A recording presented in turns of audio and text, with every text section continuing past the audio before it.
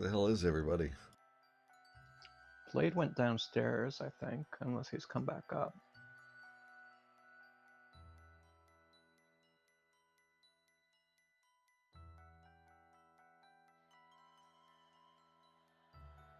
But yeah, he's definitely, like, gonna be here today.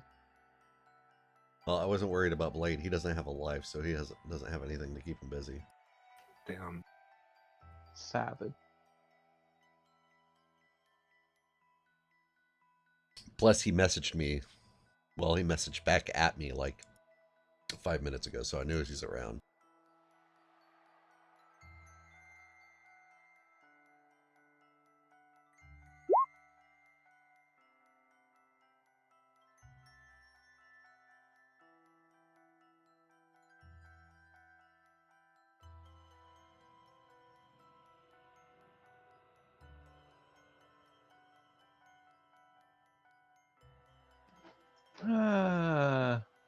So I was metagaming for the other campaign because I was curious about kobolds. My monk character ended up defeating 3 kobolds at level 1, and I was like, okay, so what are these kobolds supposed to be?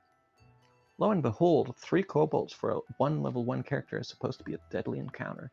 She got away with like 1 hit.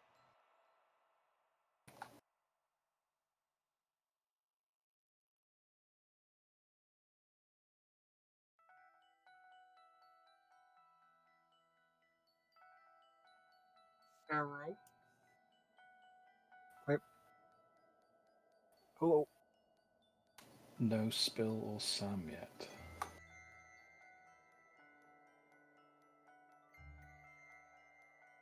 Sam's playing Among Us. Oh boy. Totally sus. Shush you. I saw the orc vent. It wasn't me, I was in vents. Orcs do not vent, they are not radiators.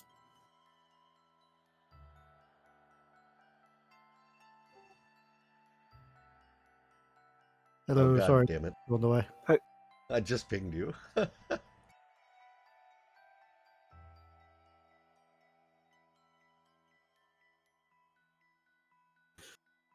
Hello. Hello. I was just explaining we were finishing a really tense game of Among Us. Yeah. Played by our For- friends. Where you played like a fiddle. No, I caught everyone out. He seems to always think it's me when it's not me. Who? Hugo? No, you. Oh, yeah, because you're sus as fuck. Yeah, all the time, and all I do is like live my life. Same, but then everyone like votes me, and it's like, oh man, I've just proved that like 4 people were imposters.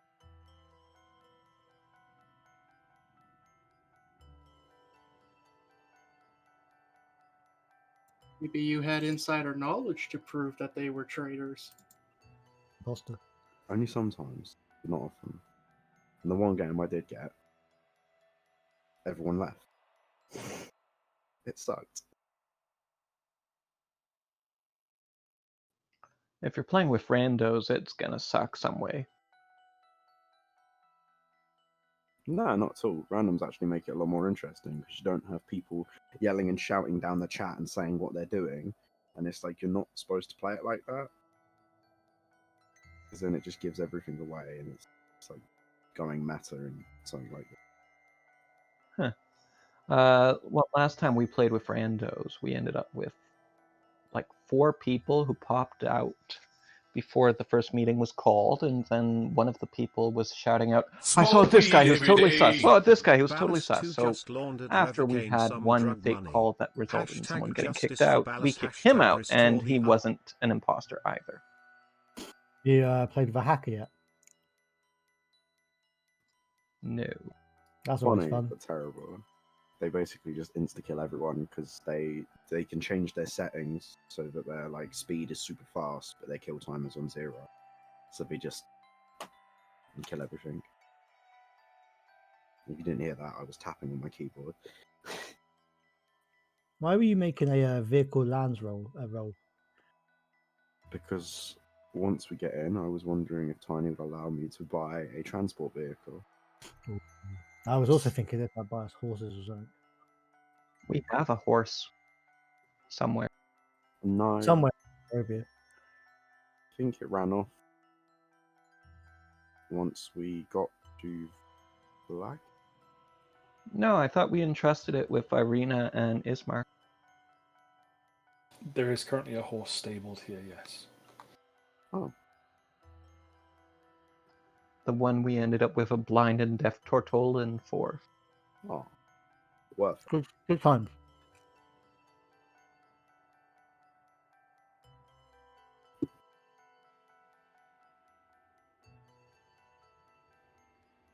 Justice, balance, restore the Don't encourage him. He's not being encouraged. Okay, are we all good to start? Everyone got all that Among Us out of their systems? Yep, Yeah. been here waiting. Apologies. No, I don't need an apology from you. I need an apology from the other English fucks. Play Among Who Us. fell asleep Don't the be other time? fucking late. Oh, one time. Fuck you. You want to play this game? You got Fight me. me. You got me.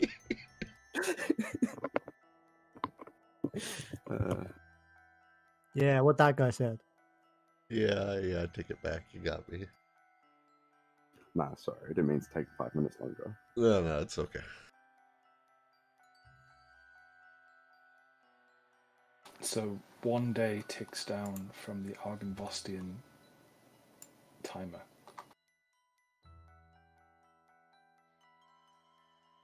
And you are all somewhat richer in terms of experience and finance, following some shrewd deals from your local Dragonborn. And the magical shops and purveyors of fine arcane goods have their purses enriched as well with your hard-earned coin.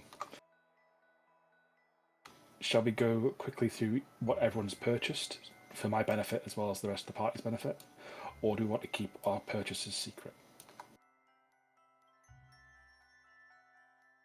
I'm happy to say what I purchased because it was nothing. Yeah, I have acquisitioned 4 healing potions. I ended up not buying anything. Too rich for my blood. Yeah, I wasn't really aware. I know the sane magic items list is something you use, isn't it, Tiny? Yes. But everything on there is very pricey for what we have. I bought a greater potion of healing, 2 small ones, and I created a huge one, a special ointment of my own creation. I spent all my money, but I'm not telling you fucking nerds anything. Damn. If it's Piccolo, we will see. No. Even together, we probably wouldn't have the money to buy him.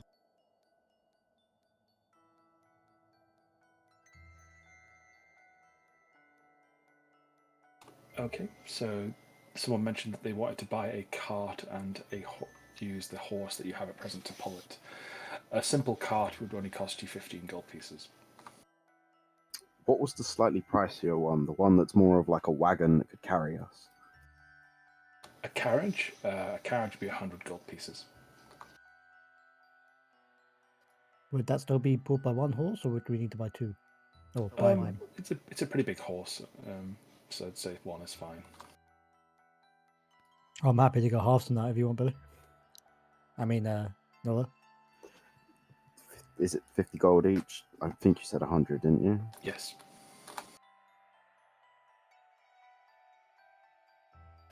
I'm happy to do that if Yeah, I'm more you'd be than happy. willing to. Gwen would definitely contribute money to this because she feels it's important for protecting our wards. Okay, for the purposes of ease of rounding, you can each pay 30 gold for the carriage.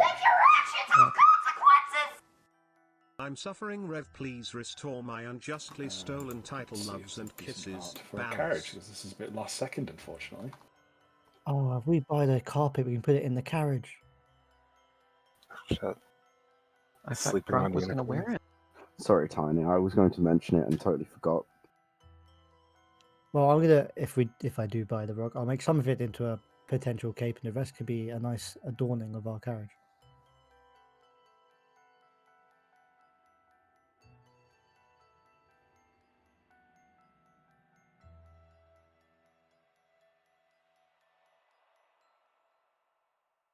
There is not any particularly good carriage art, as I envisage a carriage to be a covered, pulled device by a horse with the person on top and seats inside. Or at least that's how I interpret it from the way it's described here.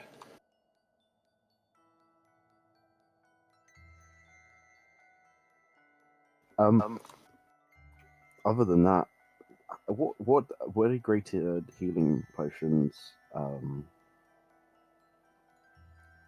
stats? I guess.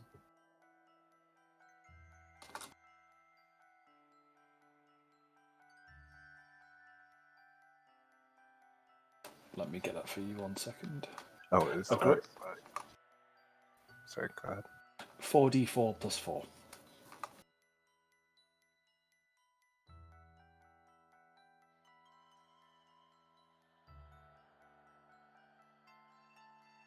Your standard healing potion is 2d4 plus 4. Then superior healing is 8d4 plus 8. Then supreme healing is 10d4 plus 20.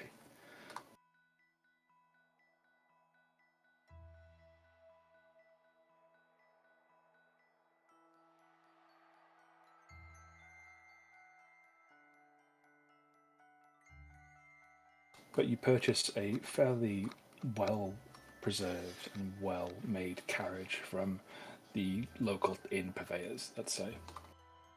And it is resplendent with various little inscriptions of ravens and family crests of birds and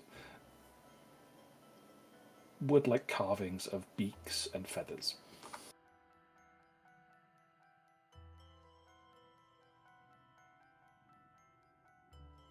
And it bears a proud sigil of WW. Ooh, what does that mean? You're not sure? You can make a history check if you'd like. Could we not ask the people we bought the wagon off if You can if you want to. Yeah. I would like to do so. They say it's a wizard's winery carriage. It used to transport goods, but they repurposed it for going from village to village. But with things getting worse in the valley, they've not really travelled much. So it's just collecting dust. They're happy enough to part with it. The inside's a fairly plush purple velvet with pretty nice furnishings. You wouldn't want to sit inside it for too long. Suspension's a bit lackluster, but it works.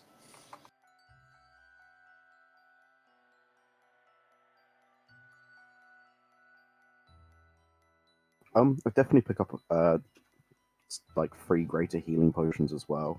I think they're 120 each, 150. 150 for a potion of greater healing. Would be able to haggle them down. Most of you guys have bought quite a few healing potions already, so no. I'm going to say no to that one. That's cool. Mostly because you're doing it at the beginning of the session rather than prior to the session like I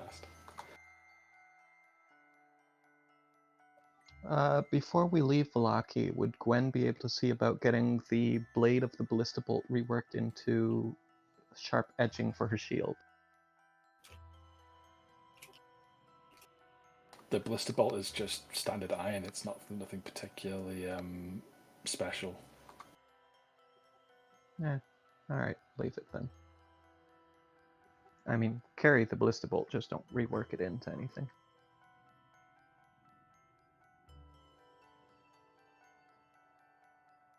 You could get a metal rod instead of the ballista bolt. It would probably be more appropriate. I really don't see Gwen using a rod. Okay, that's perfectly fine. So is everyone happy with all their purchases then? Mm-hmm. We're good. Did anyone want to try and sell the deeds for the properties?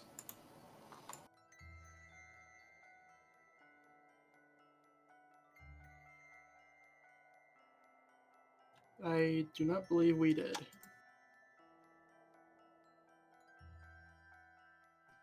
Who's Not sure. carrying them?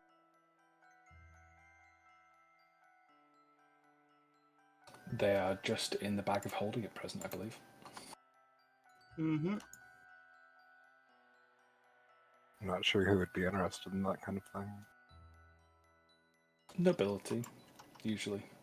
People who have money to buy land or property.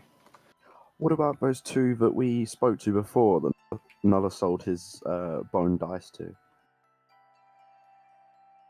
They might be interested in the land for the windmill.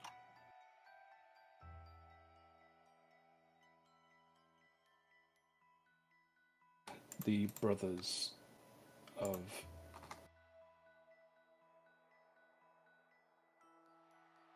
what are their names? Nikolai Wachter and Karl Wachter. They certainly would classify as nobles. They spent a lot of their time drinking and carrying on. You could give them an ask. They're certainly still hanging around the inn by the beginning of the next day, admiring the damage to the roof and enjoying the comings and goings of the Martikov family.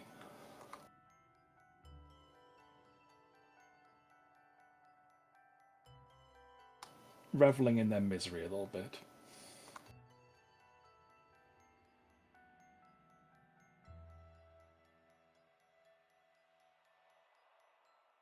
If you want to sell the property, approach them with an offer and how much you think it'd be worth.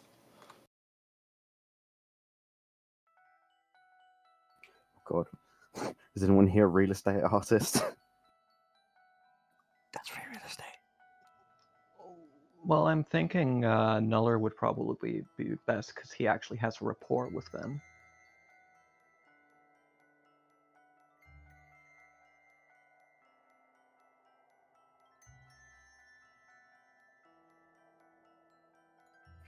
Real question is, do we actually want to sell them? Do people want to sell them? They're more useful to us as coin than as a place to stay. Is that where you're gonna go live in the bone grinder when this is all over? There's nothing left of the old bone grinder. We burnt Oh, it yeah. down. Gwen wouldn't be opposed to selling the deed to the old bone grinder, but I don't think she'd be willing to part with the deed to the house in Barovia.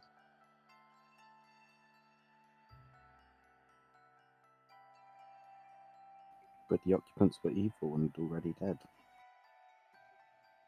Yes, but they were humanoid rather than monstrous. They were abominations. They were like the vampire spawn sort of things.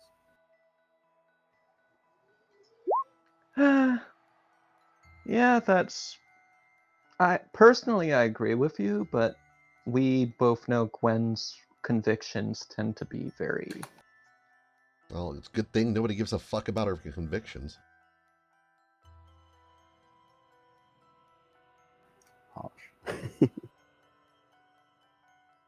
She eats children. I mean, really, nobody gives a shit.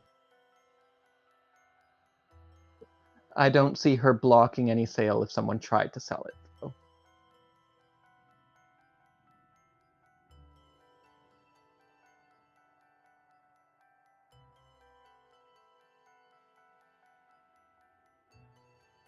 Well, if we're going to sell them, then Nulla will, after, if they're still in there after the night, after the fight and everything, would speak to them. He would sort of ponder up to them, friends, why so down?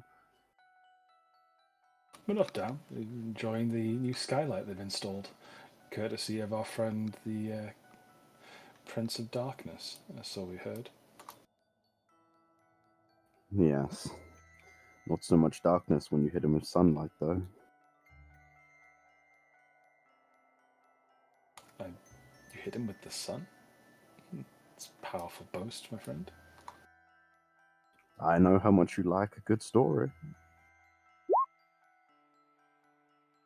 They lean back in their chairs and sip their wine and say, do go on. Imagine this. It's, wait, 1, 2, 3, 4, 6 adventurers atop what once was a castle, a fort of a holy order. I'm sure you remember the name of Argenvost? Argenvold? Their eyes go wide. I see. So you do know. You may not have known of a mighty dragon that once was there. Do you see the light that was up there? That beams across this land now?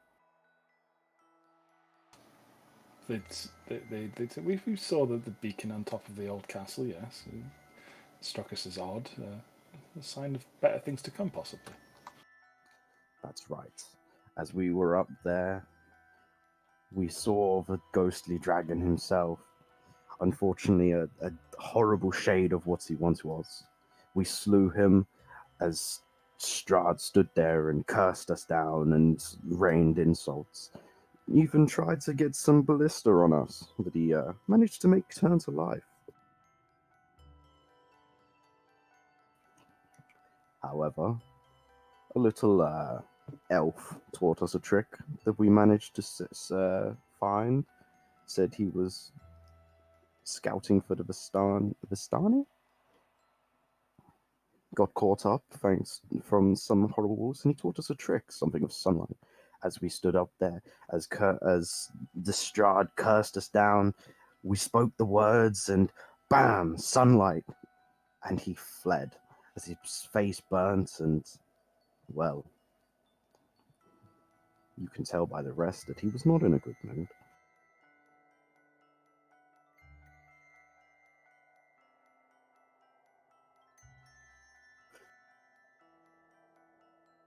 They go, carry on. So, what happened to the dragon?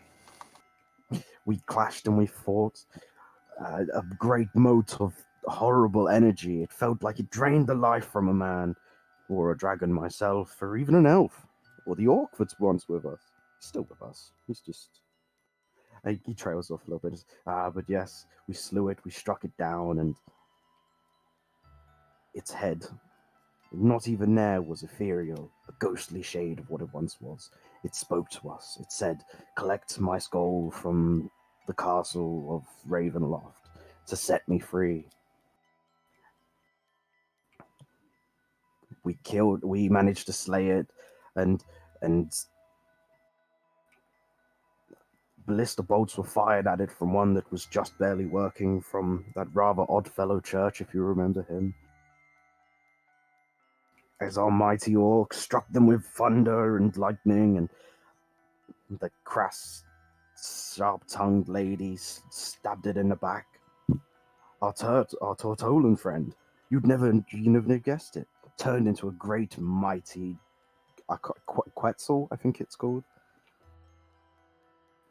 He summoned another one and carried to strike it down, and finally it was downed. And if you have a look, wow, unfortunately rather crude, and it'll sort of show off his black silver morning star. And if you look at the hilt, bone, a talon from its very finger. They ooh and ah at the very, very ornate-looking weapon. And then, with great power and, well, a couple of fumbling and broken stairs, we went up into the tower, and we managed to find some birds guarding what looked like a brazier. Brazier, yeah, titty. No, I know what I mean, the fire pot. And, well, you can see for yourself of my heritage.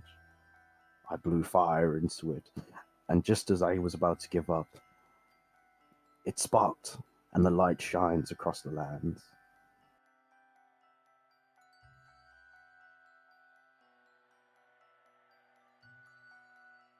They look at each other and nod, and we should buy you a drink for this. This is a hell of a tale.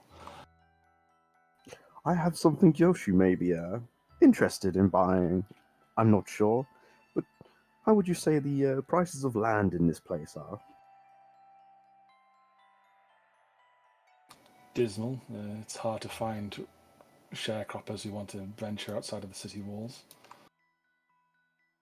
Well, But sorry. property is still property. Well, you see, my friends and I came across a couple of deeds.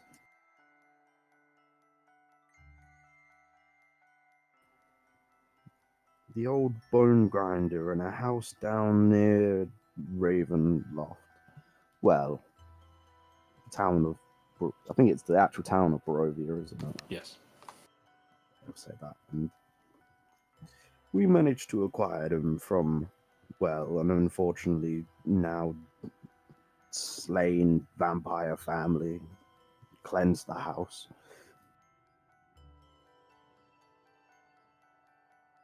Had some very interesting things in there. In the old bone grinder itself, had the deed to that. 2 pieces of land, and I was wondering if, well, I know how good you are, if 2 savvy fellows as yourself would be interested in investing in such a place.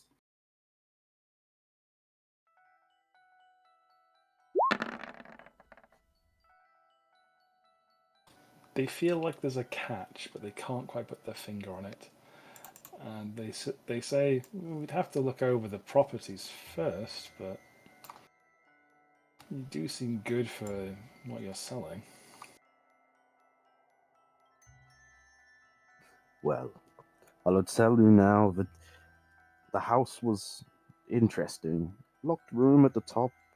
We found a key with some interesting bugs, and I think there was a basement there that, like I said, we managed to slay the horrible things that were going on there.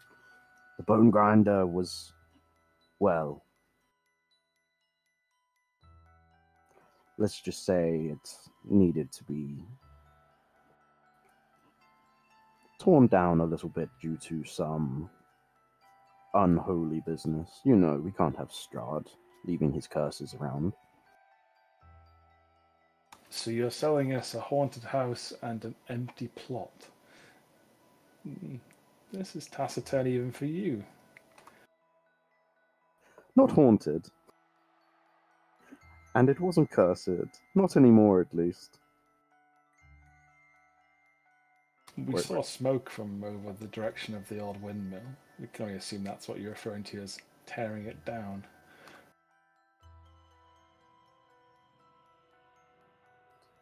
Yes, like I said, I wouldn't tell you anything else that wasn't the truth.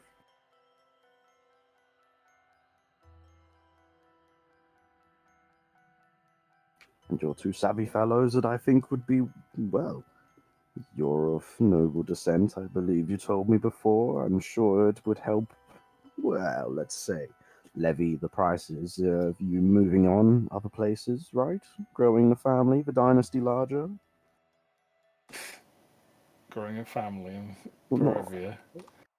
That's an optimistic tune if ever I heard one. The light does crazy things. Okay, make a persuasion check at advantage, since you've spun quite a yarn for them. God damn it, I can't do persuasion today. 16 isn't too bad.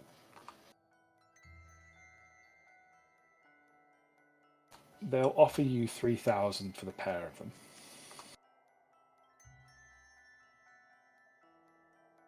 Because they can tell that you're trying to get out of town quickly, looking at all the things you're gathering in the carriage you just bought from the inn owners.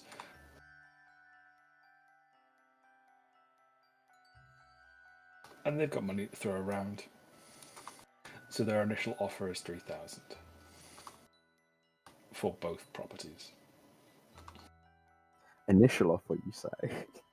Would they be willing to go for 3,500?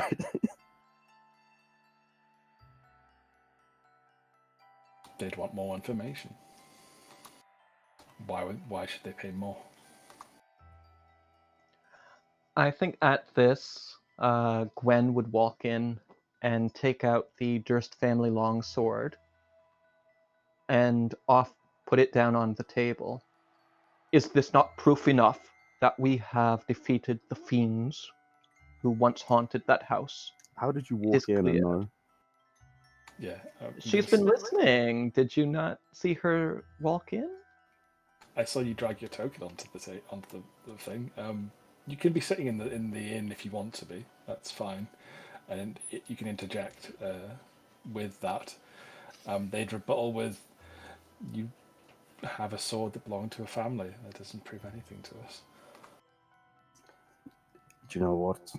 You've done us a favor before, and we played a good game of dice. Here, 3,000's fine. And they hand over the cash and look at the deeds and clap each other on the back, saying, "So what will we put up in the place of an old windmill then, brother?"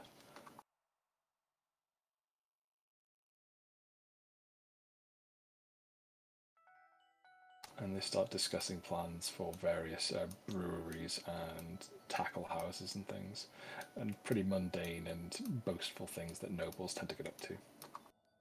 Oh man, what was the thing we thought of last time? It was like a breakfast cereal or something.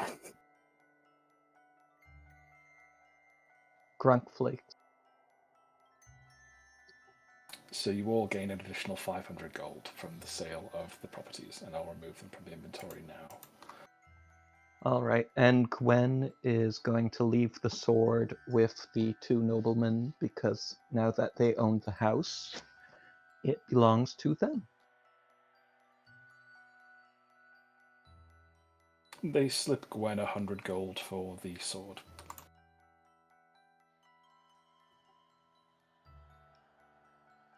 I honestly don't know what. Can I roll a wisdom roll, see if she'd accept it or not? Sure. It's not like it's just a matter of whether she'd convince herself or not. Yeah, I don't think she convinced herself. She will hand back 90 and take only 10, calling it a finder's fee. Okay, that's perfectly fine.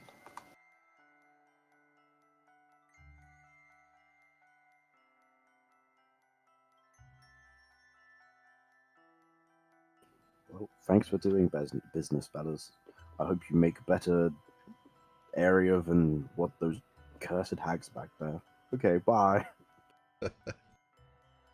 They wave you off and wish you well as you all board your new carriage. I'll make something during the break for it. And you load everyone up into the back of the carriage. The carriage comes with various tackling and barding for the horse, so that's not an issue. Does one of us need to drive? One of you will need to drive, yes. I do have vehicles land as a proficiency, and I was wondering if he could use. It's a query. I put it as query because I didn't know what you'd want. I'm going to say wisdom or dexterity, because it's quite dexterous to, sleight of handy to direct a horse or know how to read the roads. Because it's sort of a survival-based thing. Okay.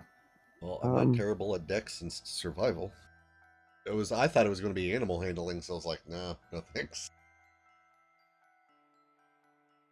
Dealing with the animal, sort of like looking after it, yeah, that'd be animal handling, but if it's already in the bridle and in all the gear and the harness and the tack, nah.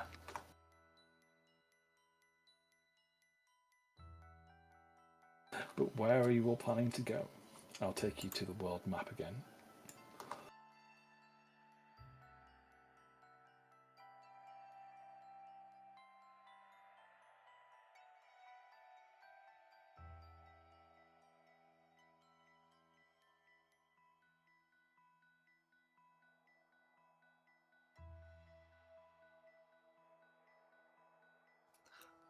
I guess we want to be heading to the winery now, don't we?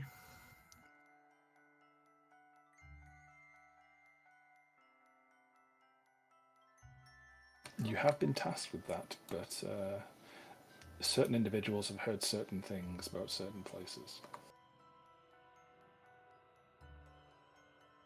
If we were to go to the winery, Church would probably insist stopping at Lake Bear Talk. Yep, same. I think Gwen would probably urge the party to go straight to Kretsk so that they can make sure Irina and Ismark are safe. We still have to pass by Lake Baratok either way. Might as well go. Well, if you're heading straight to the Wizard of Winery, the Wizards of Wine winery, you could head south and avoid all those places. It's entirely up to you, though. I think it makes sense to go via Baratok, because regardless of us going to, I want to say Kresik and the winery, we're going to end up going there anyway, so it makes sense to do it on the way. I'm sure Irina will be chill in the carriage. Yeah, I would say Valaki to Lake Baratok, and then Lake Baratok to Kresik, and then from Kresik down to the winery. That sounds good. Agreed. Gwen's going to ask what happens if we're forced to overnight outside of a village. How can we guarantee? We go into the tower.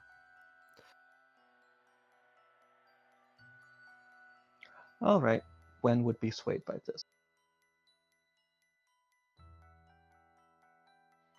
Is Lucian coming with you, or is he staying at the inn?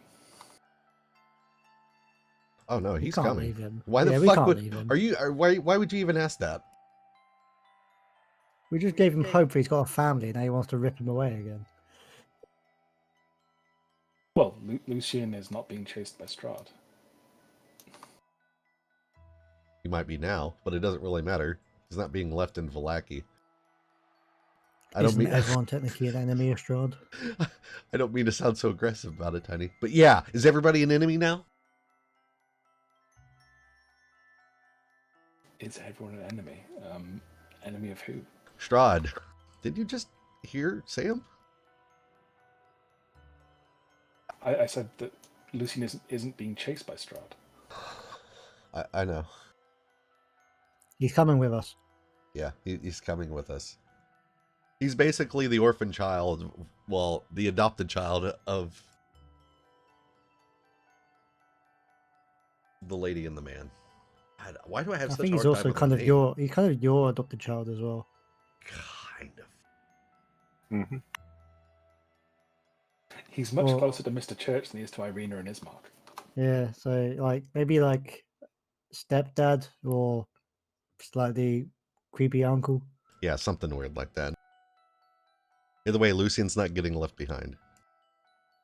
He's not going back to his fucking parents who eat children.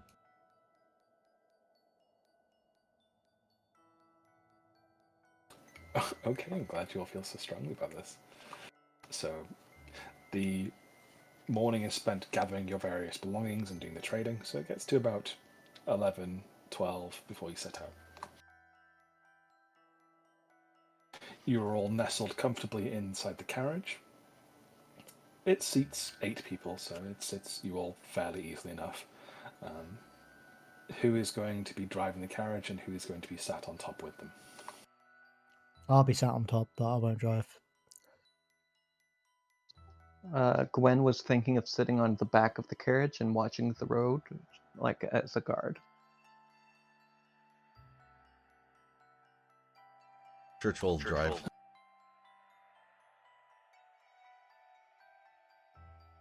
I didn't envisage anyone sitting on the back because it's just a sort of flat back or a curved back, and thought it's into sort of a Transylvanian sort of carriage. So I'm going to say, Then yeah, she'll walk. You'll walk. Well, I'm assuming we're not going far too fast, and she does have a strong enough constitution to do a brisk pace. You would not be able to keep up with a horse and carriage.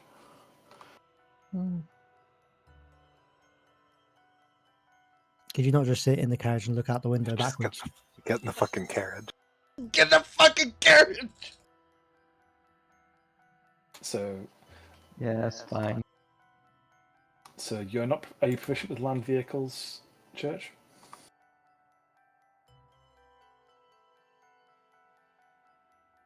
No, but I thought we had talked about this already. So for you, just be a straight dexterity roll then.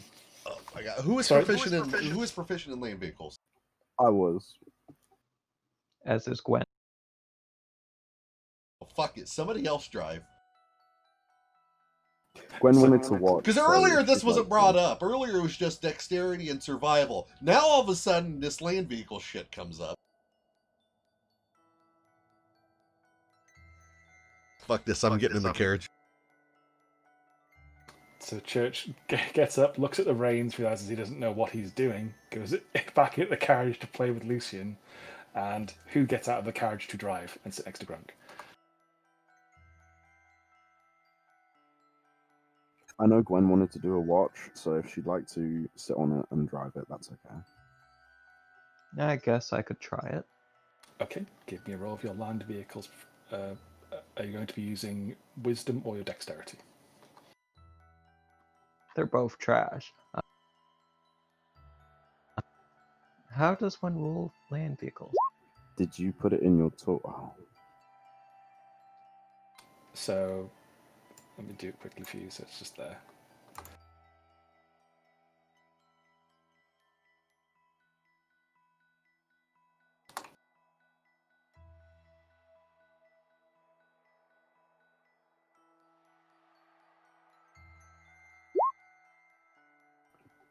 Oh, Let's just skip the hassle. Okay, it's fine. Nola gets out, gets onto his wagon, and we'll start riding with Grunk. Okay, so you pick up a brisk pace. Grunk, you can make a perception roll as you're one on watch with Nola. Yes, sir.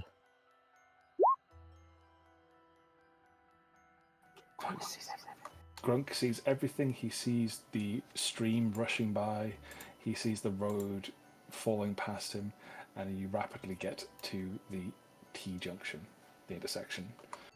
And he doesn't see anything or hear anything of particular note on either of the roads. The weather is cold and clammy, even during the middle of the day.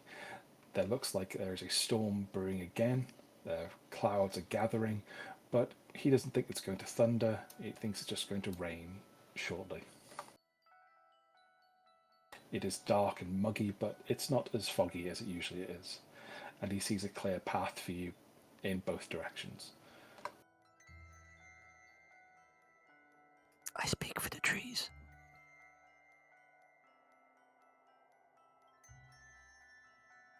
The Tortolan just speaks for the seaweed. He sings for the seaweed. What's 20 plays? Which route would you like to take? We wanted to go up to Lake Baratok, didn't we? Yeah. Yeah, but which route? If we go maybe upwards, I know it's sort of like probably a more difficult path, but That's what the carriage is for.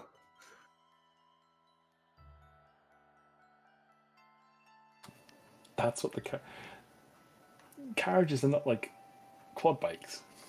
Are they not? Are we not running like a Land Rover type carriage? Is it not all terrain? we've got 4-wheel carriage. But since we have the carriage, we will get there faster. Wouldn't it be better to take the long way around? Go down the middle one and cut up. Yeah, then cut up at the very end. It'll probably save us time in the long run. Because if this road is still, like, if it's good, we can traverse it rather quickly on a carriage. It'd probably be better than all the fucked up road through the forest.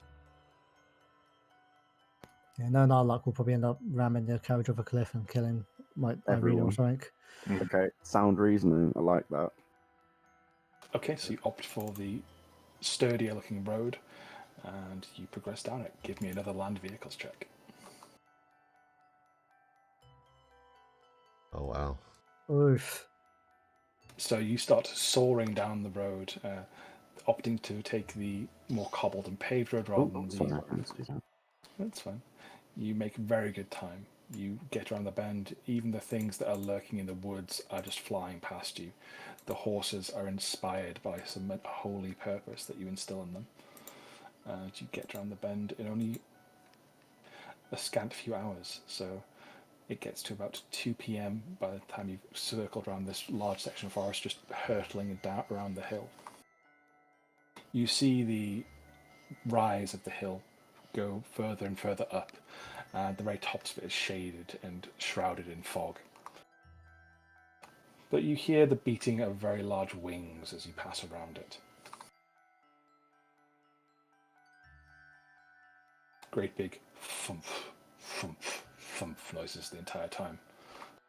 Can we see what it is? Grunk and you can make perception rolls as you're the ones outside, and you'll be able to hear things better rather than the people inside the carriage. This time Grunk is lost in the sea of trees. He doesn't get a particularly good angle, and you just know there's something up there making lots of noise.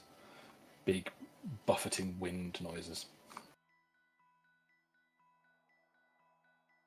It's just like, Grunk, can you not see and hear that? Nah, bro, the trees are too nice.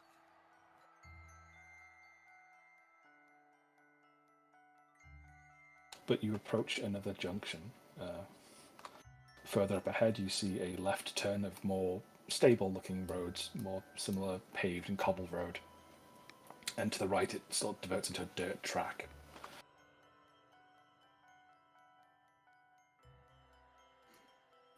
I Oh, we're suppose. going right, aren't we? Yeah, we've got to take the right road and go up. Okay. Everyone can make survival rolls. If you're inside the wagon, it'll be a disadvantage. The wagon, so the carriage will be a disadvantage there as you don't get the best of views.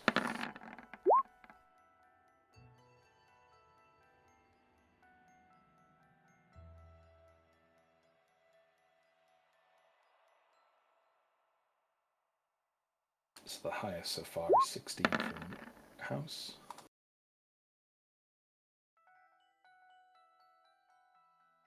Crawl would spot that there are wagon wheels heading this way.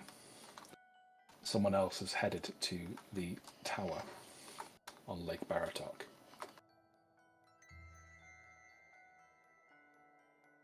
Tiny, did you get the token I found for you? That is excellent. I thought it fit the theme. Thank you very much. I guess Carl will kind of tap Noller on the back and point his little turtle wrist out the back of the wagon toward the tower, and say that he's spotted something in the distance up ahead. It looks like another wagon on the way to the tower.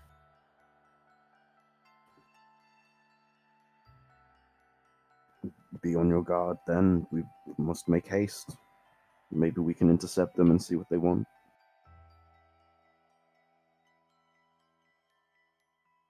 Okay. Another land vehicles roll at disadvantage this time as it's going across less than favourable dirt roads. Bollocks. So it goes a bit slower this way.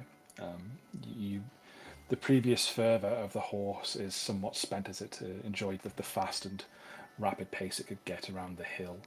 As you're going up here, it's slower, and it takes you a few hours this way.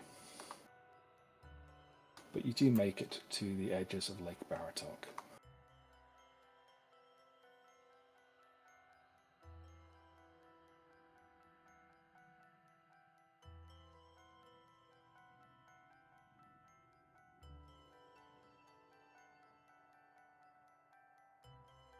I'll just transfer you across to the tower now.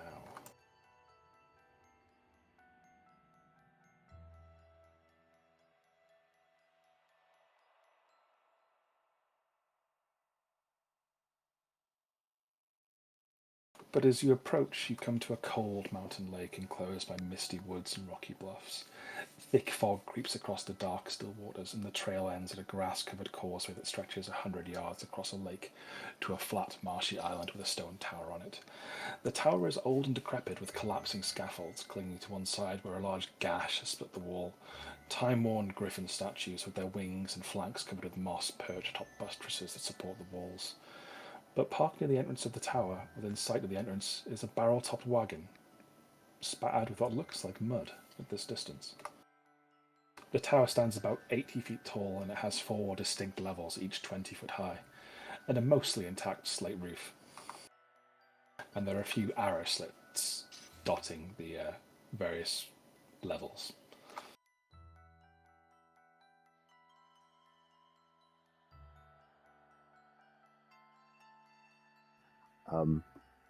How far away are we from the actual tower? How far away would you like to be? Would we like to approach slowly in the wagon, or would we like to leave it a little further back and approach on foot? I feel like we want our wagon close to us, especially at night. Especially if we have, you know, Lucian and Good point. Irina and Ismark inside.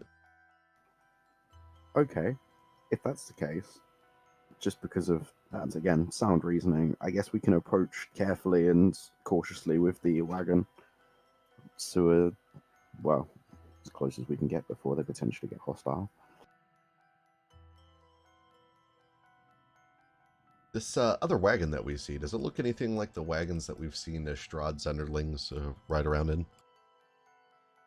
In terms of shape, yes. But what I'm getting from you guys so far is you're leaving the wagon further away and you're approaching somewhat stealthily towards it? I think we're taking the wagon with us, but just riding sort of slowly and cautiously. Okay, sorry. So sort of on watch as we go up slowly.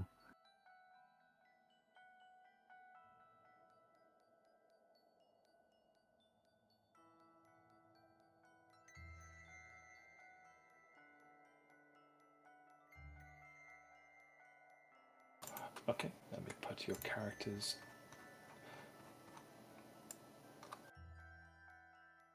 onto the field.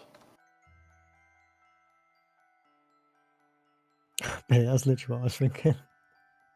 What were you thinking? Yep. Can you narrow? Yeah.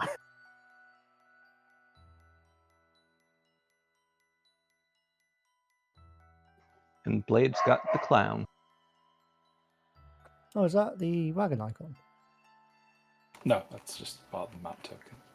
Oh, that's useful. It's fucking dark already? Yeah, mist is flooded around the marshy island that the tower list is on. I'm sticking your all-seeing eyes on the other parts of the towers there, so you can see things. Yeah, I was going to pull them out when I needed them, but...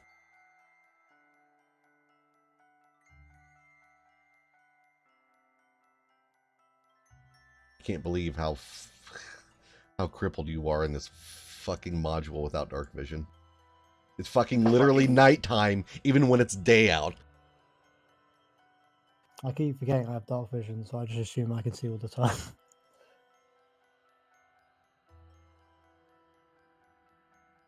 So, under layers of mud, this wagon sports a fresh coat of purple paint and its wheels have a fancy gold trim. A brass lantern hangs from each corner of its bodice, its chassis, and red drapes cover a tombstone-shaped window on each side. A steel padlock secures the back door, hanging from which is a cheap little wooden sign that says "Keep Out" in red paint. Church starts sweating. Looking at the lock. Can Church sweat? When he tries, yeah. When he tries really hard.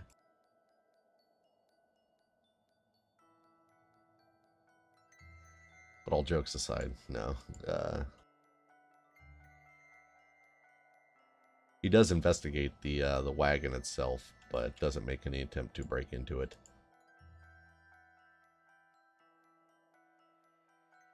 Okay, make an investigation roll, please.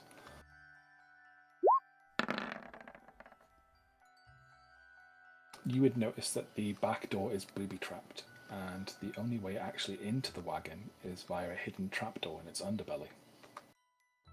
Oh, that's interesting. Please, Provide caution when traveling near this vehicle. It is trapped.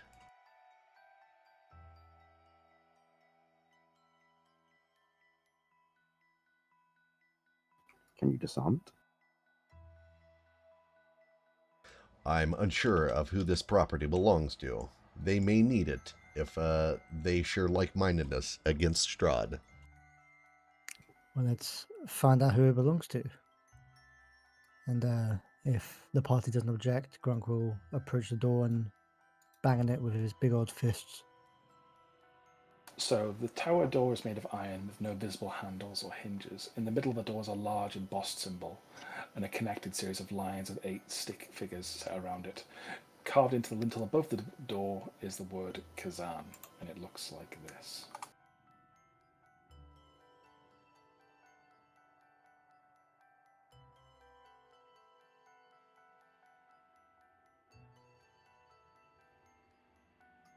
Grunk will turn back to the party and points out the symbol and says, "Can anybody read this?"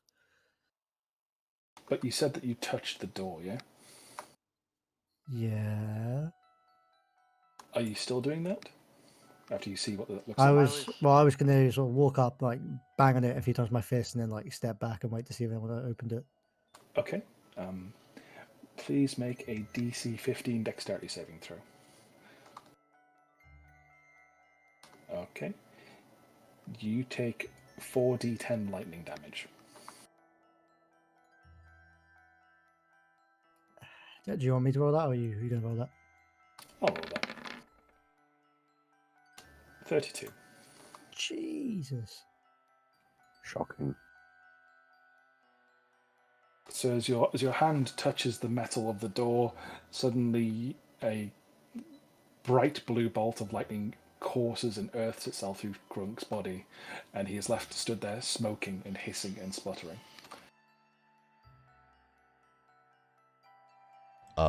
Excuse me. Church will come around the corner after rounding the tower, and he'll point back to where he just came from. We might be able to avoid it entirely. Oh, Grunk.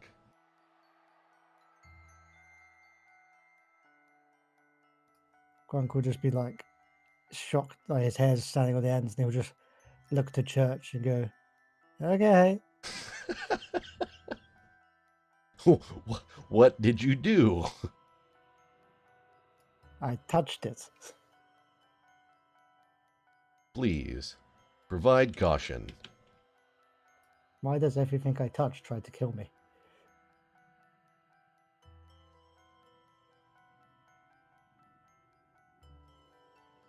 Are there any, like, how far does this ladder go up?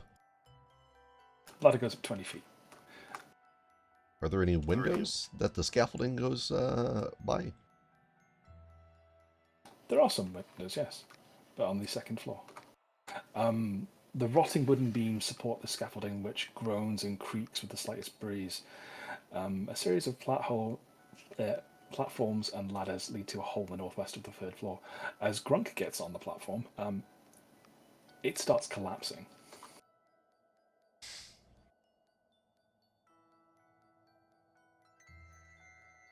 Is there anything I can grab onto? Like, is there like a windowsill or a stone that's jutting out that I could maybe grab? Make an athletics roll, DC 13. See if you can grab onto the side of the building. Yeah, you managed to leap onto the side of the building, but the scaffolding is beginning to collapse underneath you in various places. The floorboards there are rotten, and just you start going through them. Which scaffolding? All of them, or? Pretty much all of it, yeah. Jesus.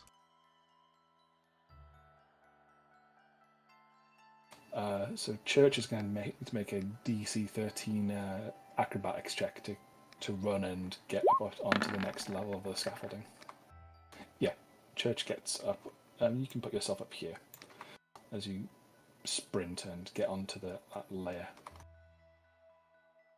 Why does this always happen when we're together? He'll look down at Grunk as Grunk's just hanging off the side of the fucking tower. Grunk would just look at him and, like, clearly sweating and struggling, will just start laughing. I'll make these eyeballs so everyone can see through them. Yeah, for now I'll do that.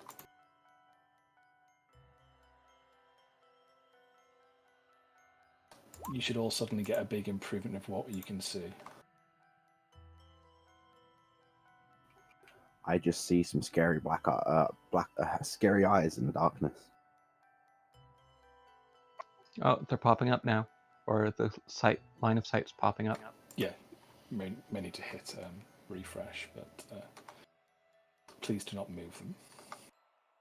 So you'll see Church on the 3rd floor, dangling on the edge of a platform. Timed elements have destroyed all but this chamber, leaving a gash in the northwest wall and slimy black mildew on the wall. The floor is completely rotted and has begun to fall away in places, but in the centre you would see a large set of chains going down in the centre of the room.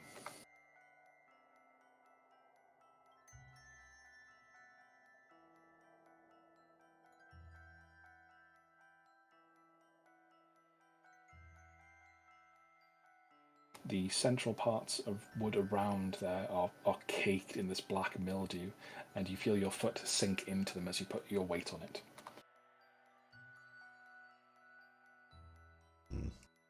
Church will go to the center of the room and he will grab hold of one of the chains. Okay. He'll tug on it a little bit to see if it's if it moves or if it's connected to a pulley or anything. You would see way above you that there is a platform lodged in the ceiling. But it's not moving though, right? It's locked into place. It is locked in place. Just pulling on the chains doesn't seem to move it.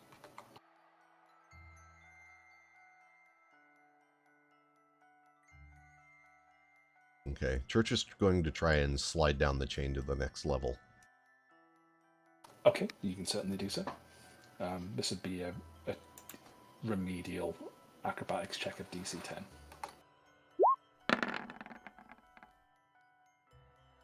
And he slips a little bit and loses his footing a little bit, but does manage to get down to the next level. Oh, these fucking windows are too tiny for anybody to go through, aren't they? They are arrow slits. All right. Okay, you'll just go ahead and slide all the way down to the bottom floor. Okay, so you're sliding all the way down there, and the flagstone floor is strewn with debris, and a few old crates stand near the east wall.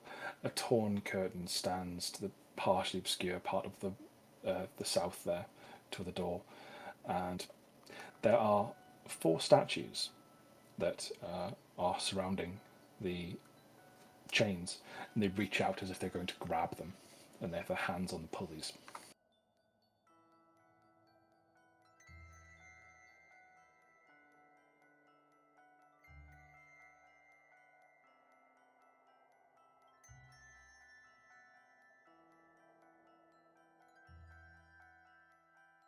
Trunks looks like Crawl's outside dancing. Yeah, Carl's gonna try a thing, I guess.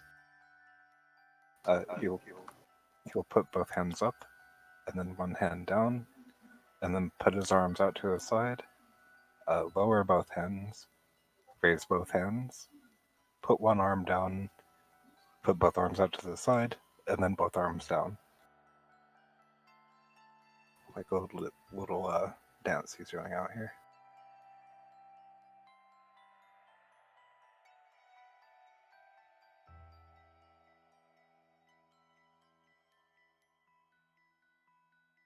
So you've performed a series of ritual movements and somatic components, and the door ceases crackling. Oh, It was a Fable-style YMCA puzzle. I think I've done that. You can come back now, Noller.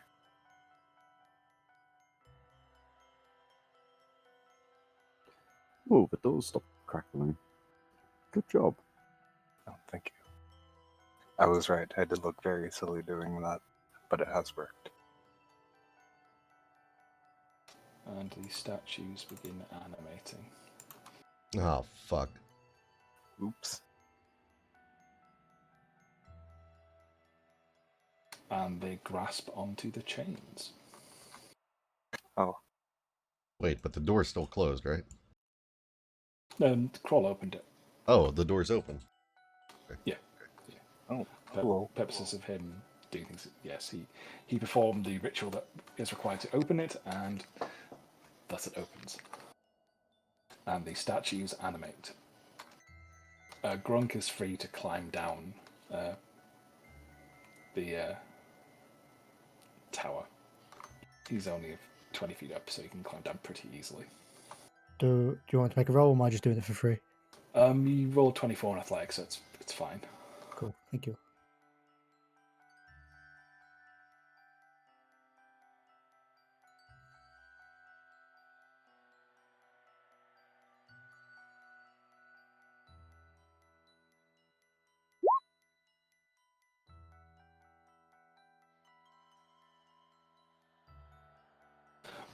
But Church can tell you that the upper layers of the tower are rotten and not in good condition, at least in terms of the wood anyway.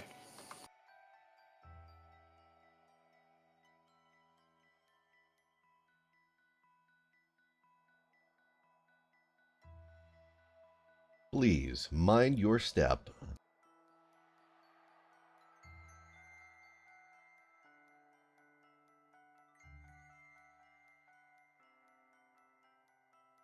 So these statue guys are working the chains and lowering the platform?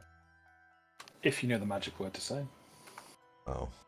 They have grasped the chains, and it seems like they are the ones who pull and operate this large machine. What was the word on the door? Kadabra? It was like Alakazam? Kazam. It was something like Alakazam. It was like No. Kazam. Shazam. Kazoom. Kazoo. Cause up, because of down. The word on the door was Kazan. Kazan, you please lower the platform?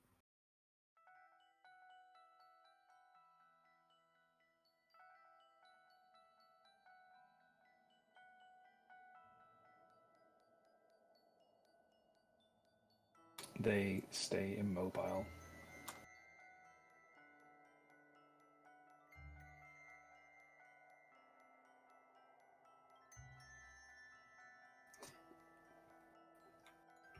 Can we look around can we look through the boxes or around the towers or in this room potentially for an inscription or a piece of paper or some sort of writing? Sure, you can investigate the boxes.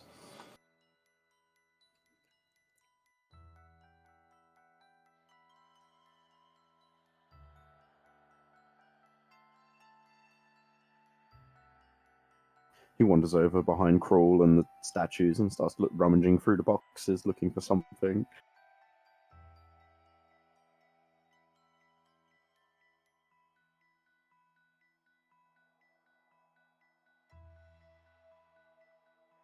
You don't find anything for 13. Can I have an investigation as well? Sure. With 11, you don't find anything. You leave a bunch of boxes strung and thrown around the base of the tower, and the clay golems don't seem to care. They stand impassively as you litter the bottom of the tower with more debris. Maybe something's in the carriage that might help us?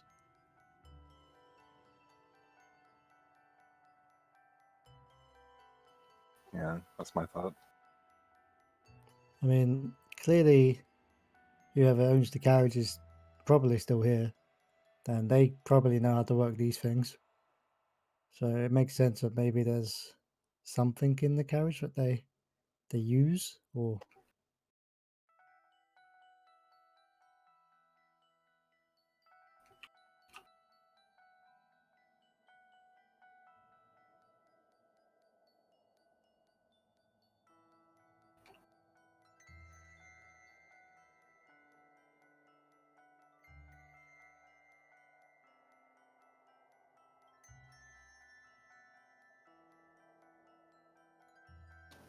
Really, Hakuna Matata.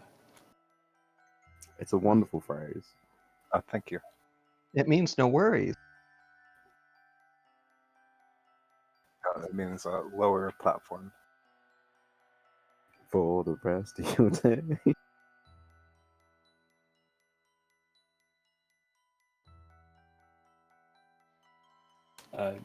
Saying Hakuna Matata does not issue the golems to start pulling on the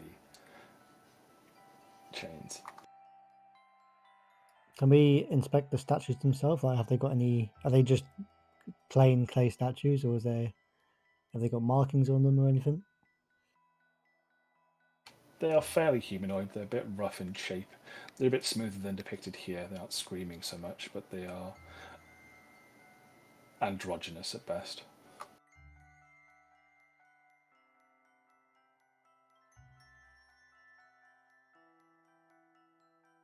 They have a marking on them indicating a direction, a cardinal point, north, east, south, and west. I could search the garage for clues. I think it's our best bet at this point. Good idea. Lola's gonna point down. Gonk will start jumping up and down.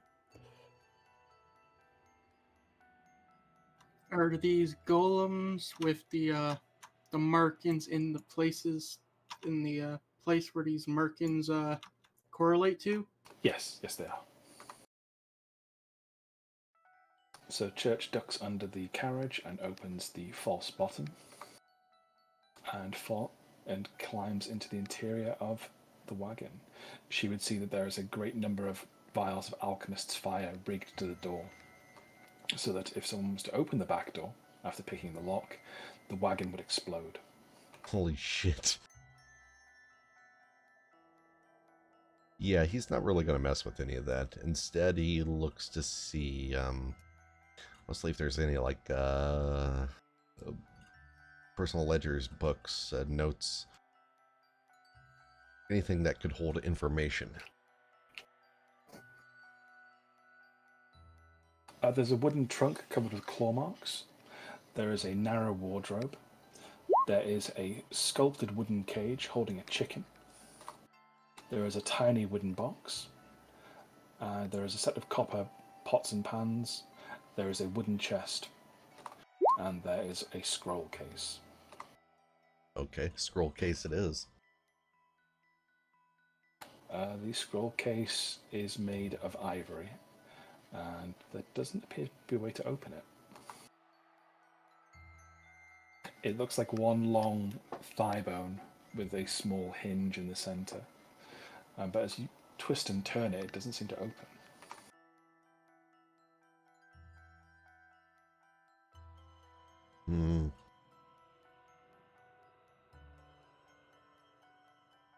Guess I'll put it back and then examine the wooden chest.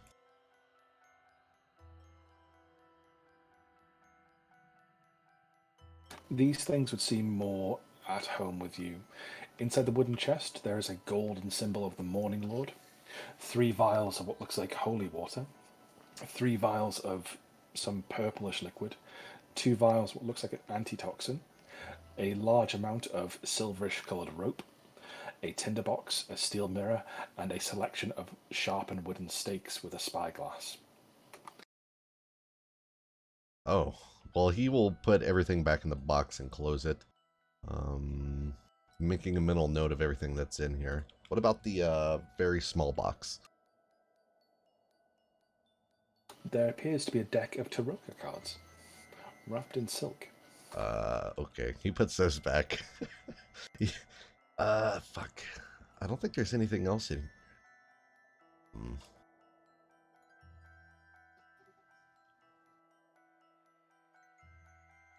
I suppose he'll open the wardrobe.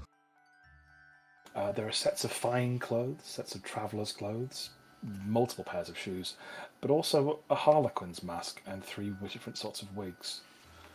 Okay, that's fucked up. Okay, he puts that stuff back and then he finally opens the trunk with the claws over it. There are a selection of weapons to one side of this compartmentalised trunk: a battle axe, a flail, a morning star, a light crossbow, silvered crossbow bolts. But the other, there is a small lacquered box that opens with a creak, and inside you see a charred page of a journal. Aha! He will grab the page of the journal and have a read. Okay, I'll show you the handout now. It is quite lengthy. You can scroll down from the picture and you can read it all normally. I'll say we'll take a 15-minute break so you can all read this, as it is quite important. So come back at past.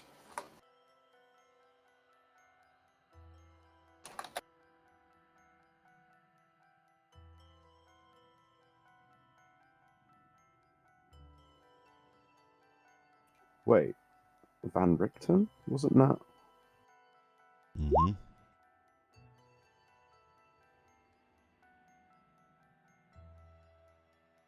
Is everyone cool with all the reading?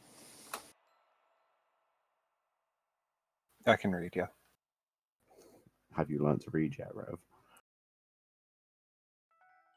I just copy pasted the journal into Google Voice Translate or whatever, and I'm having Google read it for me. That's a really, really terrible good idea.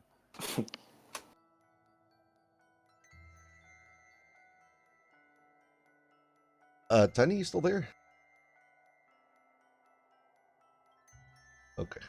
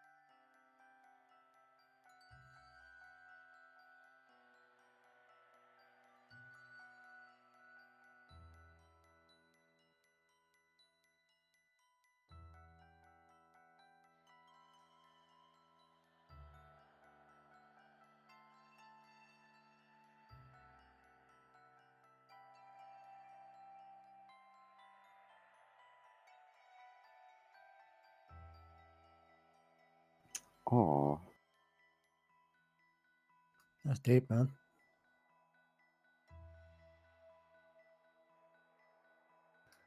That name at the end, that Baron Metas, I recognize that name. Really? I don't know where from. I don't know if it was even mentioned. Maybe I'm thinking of something completely different, but I feel like we've heard that name before.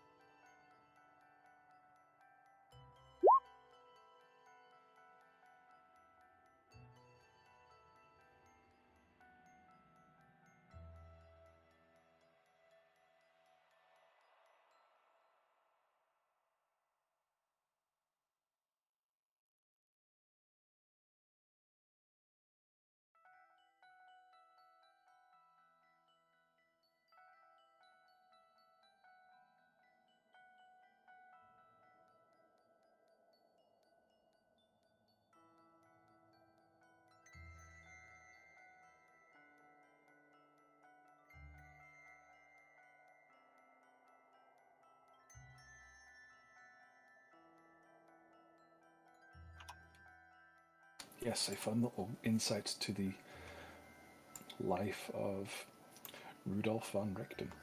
Yeah, I wanted to ask, is this his fucking carriage? Like, wouldn't I recognize it? It's not his. That was still in. Well, that particular person's carriage is somewhere else. You know that. This is a different carriage. All right, I'm just double checking.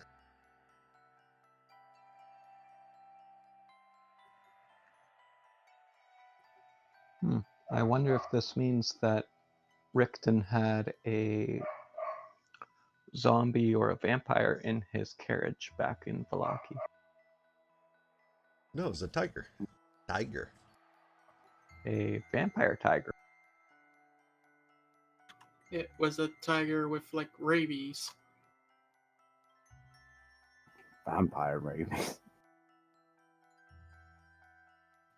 They're like rabies, only vampire. Shut up.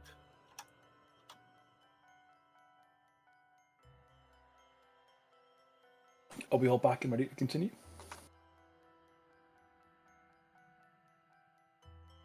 I didn't know how long to give you all to process all that and digest it. Yeah, I'm here. I'm good. That's 2, E. 3. Foe. Yeah, I'm here.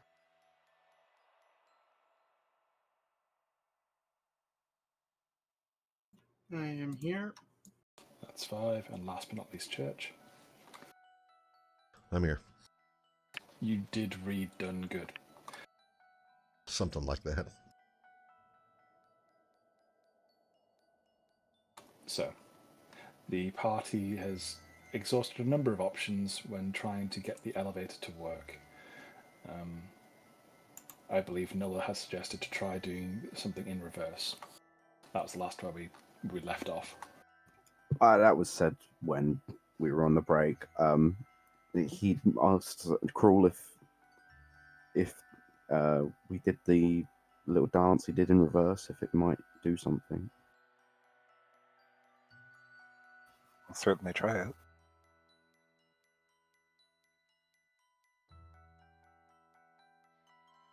I guess I'll try doing the dance backwards. Okay. The door slams shut, Oops. and the golems begin to yank on the chains. Okay, dance forward quickly again.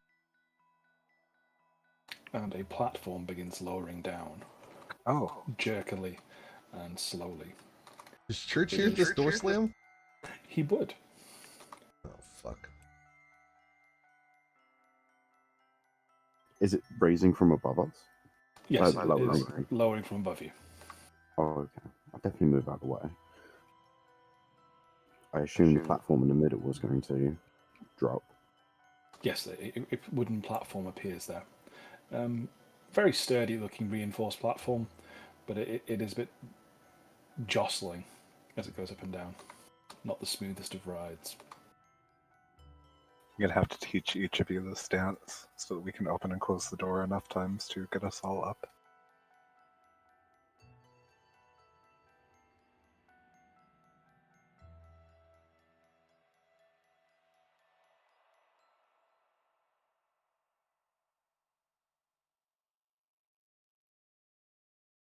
Okay, who wants to step onto the platform? I ain't going first this time. I'll go first if you want. Unless Moira wants to, or even Crawl. Moira is outside. No, Moira is inside. Gwen is outside. Sorry, Gwen is outside. Gwen's been standing guard at the carriage.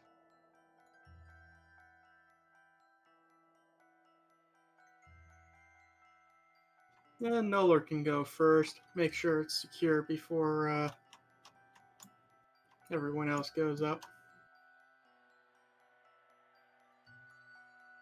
Okay.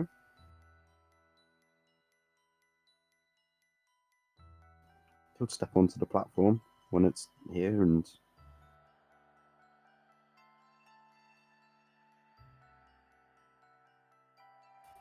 Hold on tightly. Okay. The golems look to you as you step onto the platform and wait a second and then begin hoisting you up.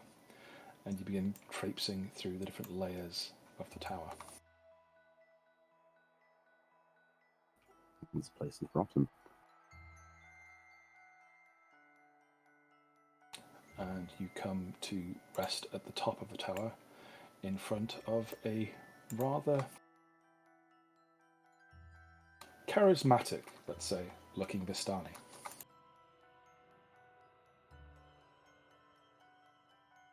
You certainly took your time getting here. Well, yes. Hello. It took us a moment to figure out how to rise. Well, it wouldn't be much of a safe house if you could get in that easy, now would it? Very true. If she doesn't mind, he's gonna step off the platform and step back a bit, or step closer to her, or like next to her. As you step closer to her, you would realise very quickly she has a sizable prosthetic leg. Don't mention her leg. Don't mention her leg. Don't mention her leg. She looks you up and down and says, "You don't look very special. I wonder what the doctor had in mind with you." Well, I mean no harm, but I'm not sure what you're speaking of. What doctor?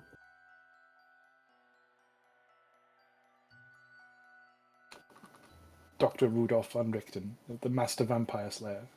Who else would have sent you here? Well, to be honest with you, miss, I have come with others, but we were not here from a Master Vampire. Did she say Master Vampire Slayer then? Yes. Okay, sorry, my brain's dead. So yeah, and I was like, we did not. I did not get sent personally by such a man, but I'm definitely in the business of dealing with a particular vampire.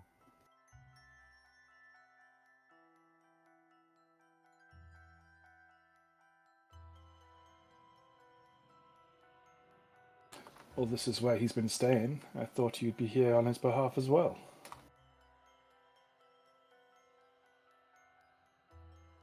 She bristles a bit, and you see her reach for a... Oh, she puts her hand on the hilt of a rapier at her side. You say you just happened across this place then? You see, I was traveling. I noticed her go for a weapon, didn't I? She's sort of confidently put her hand on her rapier, sort of as to reassure you and her that she is not defenseless. Oh, Nola will put his morning star on the floor and just leave it there. He'll just be like, I mean no harm, honestly. But no, I came here with my party, my fellow men and women. We've been hunting, the cursed, Strahd.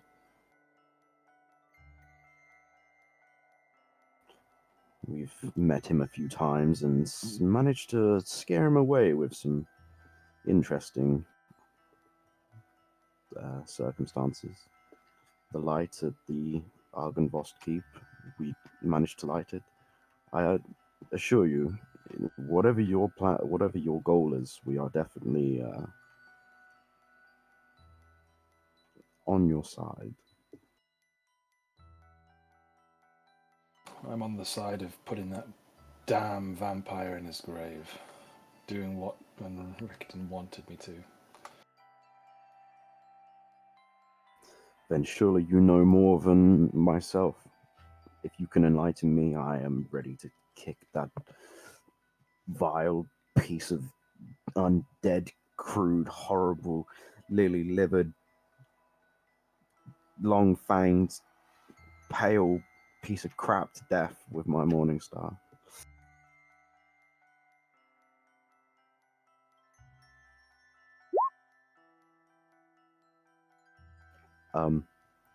If you'd allow, my party would probably be more inclined to come and speak as well. I'm sure they have something to say. Okay, we can bring all the party members upstairs. Church has miraculously entered the door. Oh, I thought it was open. No, I the thought it was front open. front door was closed. Well, Sorry. Carl was dancing. Just dancing doesn't open the door. Well, Did you Let's go perform the... yes, the somatic components of the Okay, the ritual. so the door would open. Yes. Do you perform it in reverse again to lower the... I will just keep dancing and doing the somatic components until everyone is ascended except for myself. I don't think Gwen would go up. You don't think I'm go up? Okay. Put you back down. Well, she did bring Irina and everyone inside to keep an eye on him, and the door is being left open at this. Oh no, it would have shut when the platform lowered. Yes. In that case, she can go up. She would have heard what happened to Grunk when he touched the door. Okay, so you're all upstairs with Esmeralda.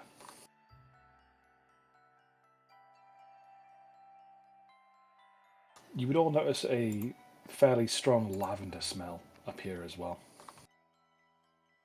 And Church would be able to tell from the telltale writing style that this is somewhere his father has spent quite a lot of time.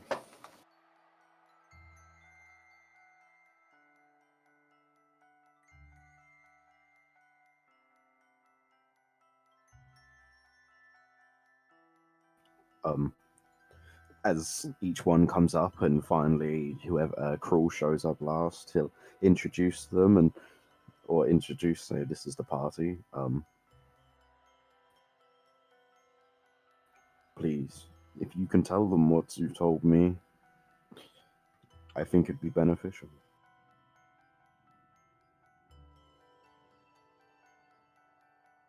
I had missed what she had told you originally because I was away for a moment. She would waggle a finger and says, I know this one.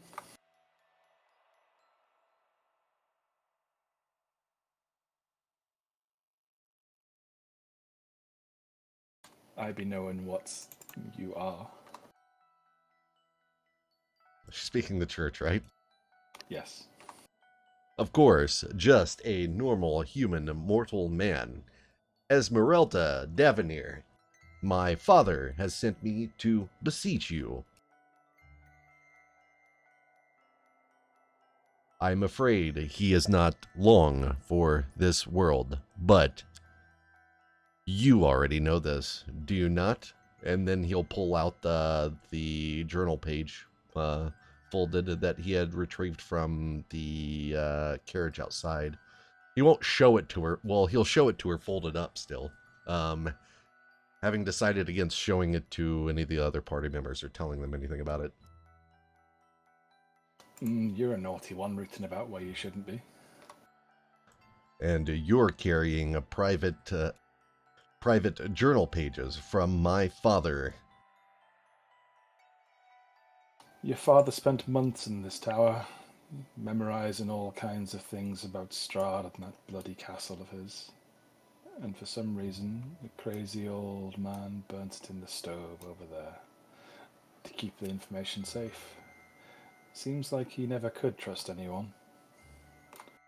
Not even me. Not even you, it seems. Wanting to keep us all at arm's length to keep us safe, I imagine. No malice in that one.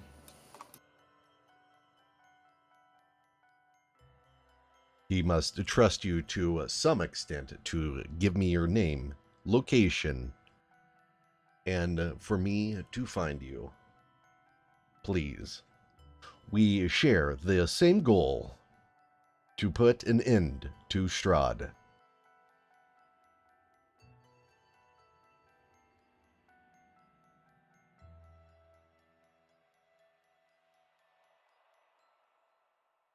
We do. But I only learned a few months ago that your father had come back to Barovia, hunting down him.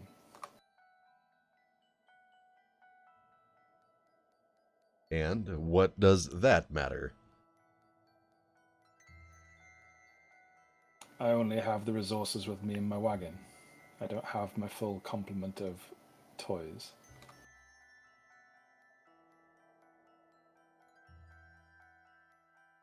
I've got enough alchemist's fire to blow open the gates of Ravenloft, but once inside, I'm not capable of doing much, not with me leg the way it is. Fine. That would be more than what we have now. Getting us inside is more than enough.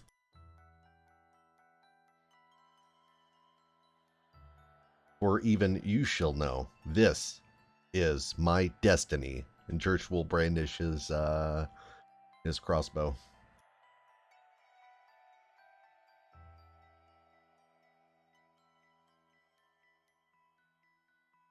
He made you for a purpose, that be true.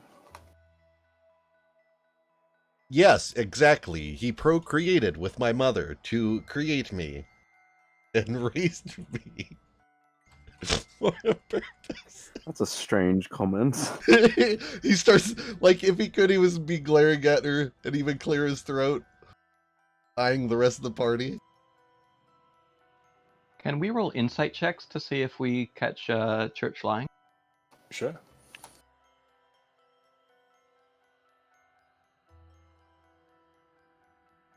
Gwen still as dense as a rock.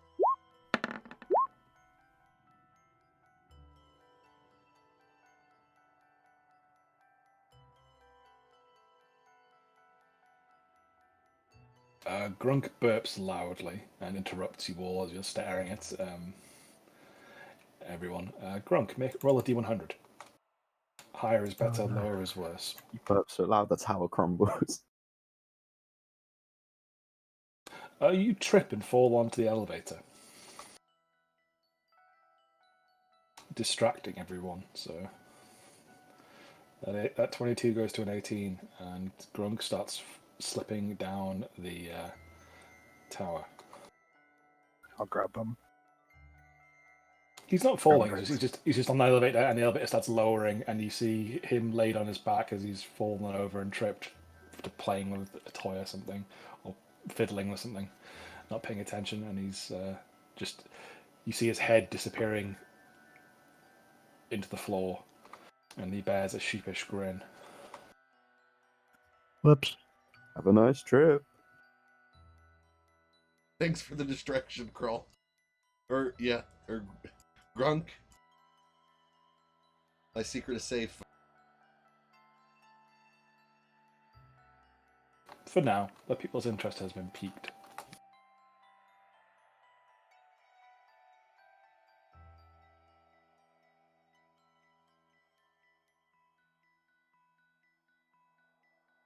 I fear even now my father may be lost to us. Time is of the essence. The beacon is only lit for so long.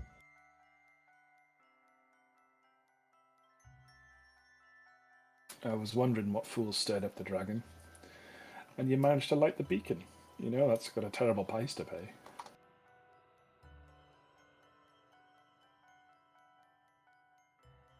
What price would that be? Well, assuming that you got the dragon's blessing to light the beacon, done. But if you did it yourselves, and that spirit's not put to rest, he'd be coming back at you. I presume she means of the time limit, Noller. Well then, it's a good thing we bought that wagon. I think at this Gwen would scoff, remembering how she drove her sword through its skull and say, if we took it down once, we can take it down again. But you didn't. It's an ethereal skull.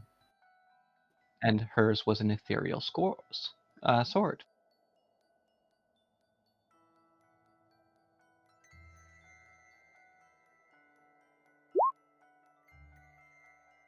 Okay.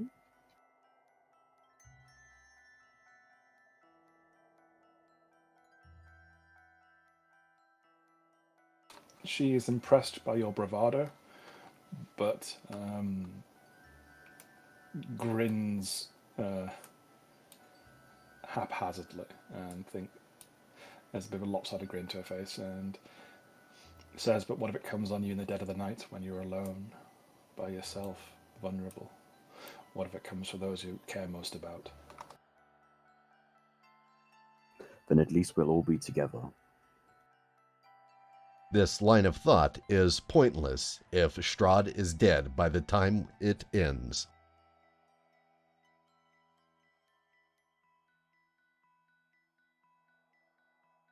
And that's what Van Richten was looking into. There's some bargain he struck, this Dark Prince, away in the mountains to the south. Some old temple, older than the land. What of this temple? Didn't we get told about this? Yeah, Briefly? the Amber Temple or whatever. The one on the mountain. Oh yeah. Yeah. What temple do you speak of, Winch? Yeah, what? Minus the Winch part.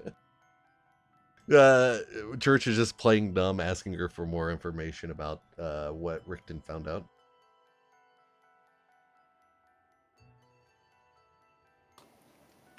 Something about some society of goodly wizards built the temple centuries ago in the Balanok Mountains. It was a vault to contain some remnant of dead malevolent entities and all the forbidden knowledge that it amassed.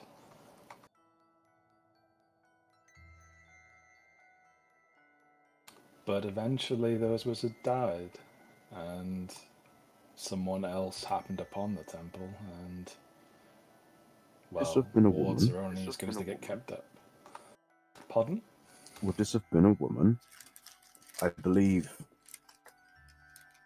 we had a vision. I can't remember if it was myself and Grunk, or it might have been. No, I think it was myself and Grunk. We saw a woman when we were infected with the demons in our blood outside of the church in Valaki.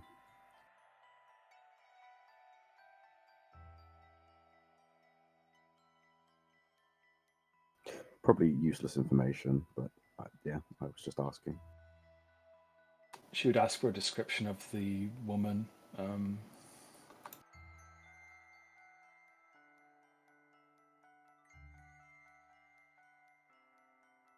How did she look, this woman that you saw in your dreams? Or your waking nightmares?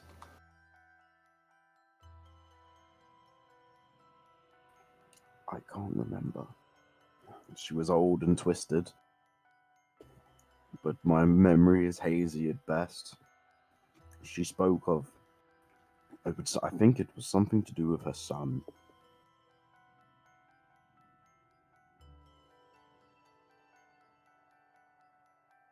The Mad Mother of Hags. No, that's not the one who broke the seals. Old Babalai Saga. She's a recent comer to the game of Barovia, looking over and after Strahd like she thought of him as her own son.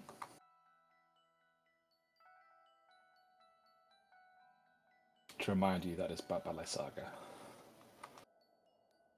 That was the visual. That was the visual, yeah. See, my memory only sometimes works. It does sometimes work. And if I recall correctly, we know where to find her.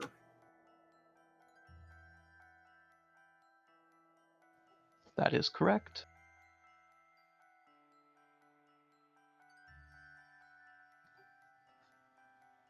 And at this mention of Baba Lysaga and the reminder that she is the leader of hags, Gwen would shiver, remembering what had happened previously with the pies.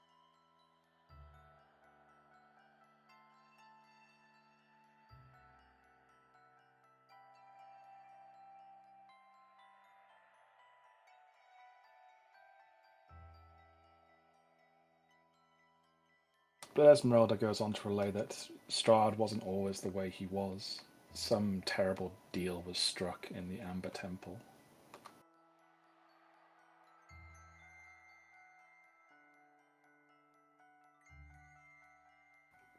Do you know of anything to do with this deal? I know it's a shot in the dark, but any information is good information.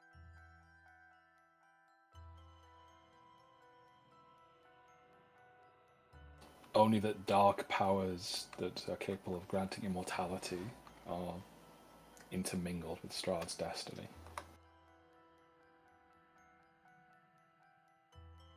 And it wasn't until, according to the histories of Barovia, until Strahd murdered his brother and tried to steal the bride of his brother Sergei,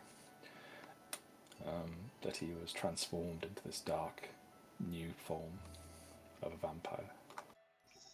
Do you know the name of this bride? I have a fear.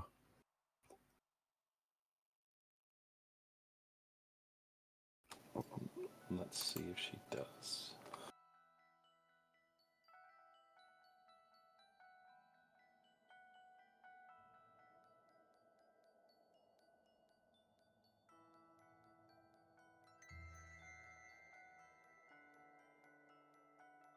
Sorry, I'm going to turn it off from Whisper. Tatiana. Oh no. We may have some bad information then. We may be escorting that brother's wife to safety. Then you have a target on your back. When don't we? When don't we? You right.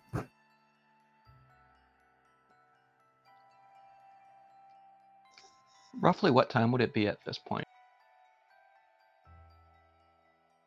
You've been conversing for a while. You spent a while figuring out how to work the elevator and getting into it and getting into the door. You spent a while investigating the cart and coming up and talking for a while. So let's say it's about 6 p.m. In that case, Gwen would speak up and say it is imperative to get Irina and Ismark to the village. We're not going to get anywhere before it gets to night time. Everywhere's way too far away to get to before it turns dark. It's probably already getting dark.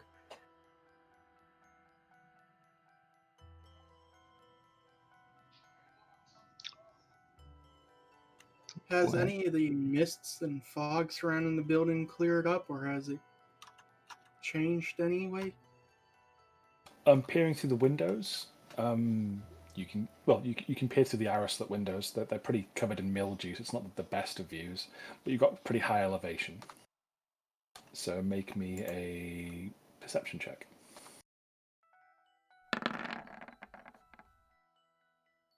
Moira definitely sees movement in the trees away from the marshy island. The vampire call.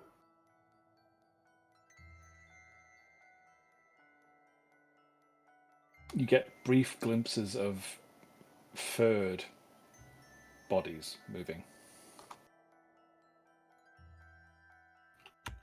There are restless creatures out in the edge of the forest. I imagine they're dire wolves watching us.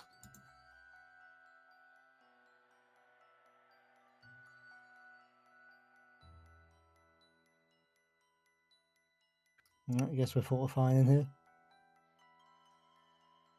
All right, a sleepover.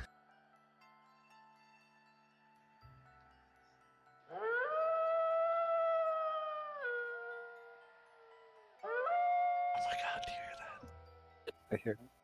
I'm scared. Is heard out in the tree line.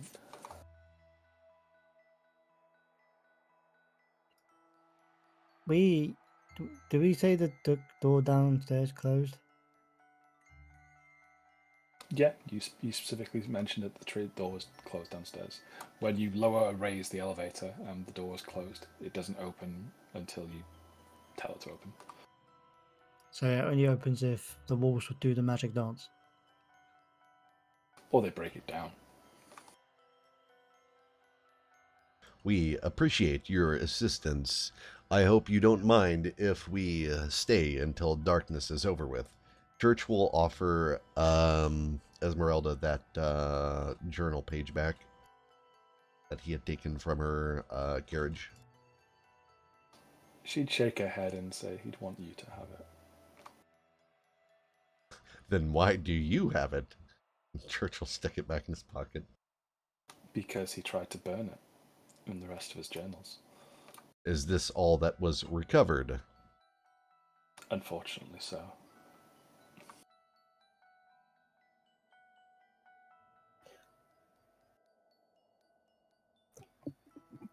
We saw Moira use her mending on the door before prior, right?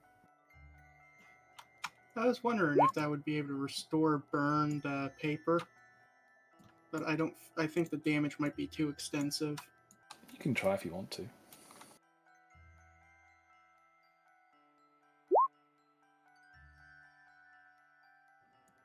Yeah, I guess Moira could look in the fireplace to see if there's any large enough paper scraps to start attempting to mend it. It's pretty much mostly ash. There's the odd fleck of paper.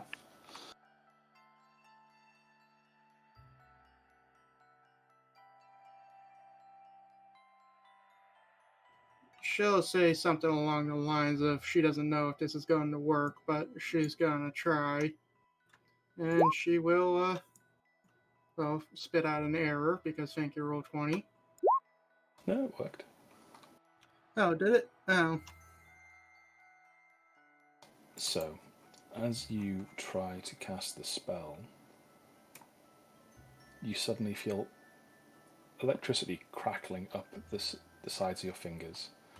And as you're trying to touch and focus on the spell, your mind is interfered with by a sort of haze of static, and you can't feel yourself actually concentrating on the spell properly.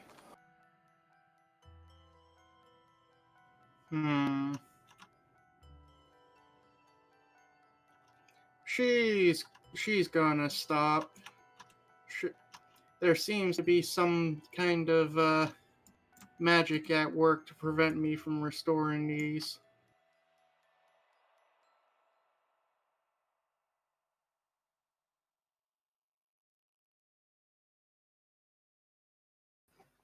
At least you tried. Old Van Richthofen didn't like the powers that be being able to scry or travel around here. The entire tower is under the effects of an anti-magic field. Yeah, that means my abilities are pretty worthless here. It That is kept good the to old know. sharpshooter safe. You can still bonk. I do still And have a crossbow. sling. What about that +1? Oh no, the crit range crossbow. That got sold. Oh, okay.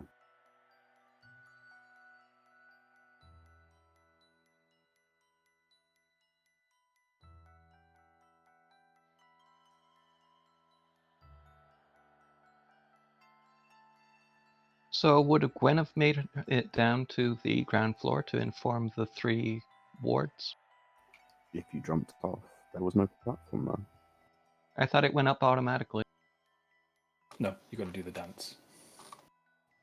Well, okay. So Gwen does the dance awkwardly twice and lowers herself with the platform. Okay, so you go back down to the ground floor where the clay golems are.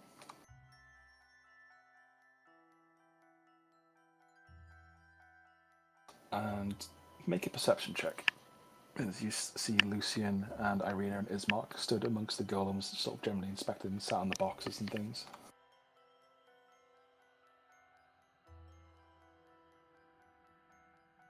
No, roll a d100, see if anything untoward happens. No, nothing untoward happens. Ismark, Irina, and Lucian look at you and ask, is everything okay? Are you spending the night in the tower or something? Gwen would answer, yes. There appear to be allies of that cursed Strahd coming towards us. We shall be safe here, but I require you to be on the lookout. Please look after Lucian in case we must combat these fiends.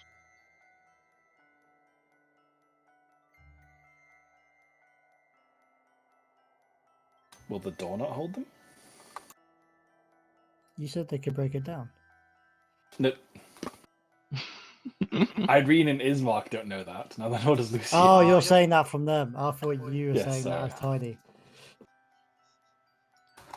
I did not tell you this, but when we were at the inn, Strahd tore a hole in the roof, approximately 15 feet across. I do not believe that this building would withstand a prolonged attack.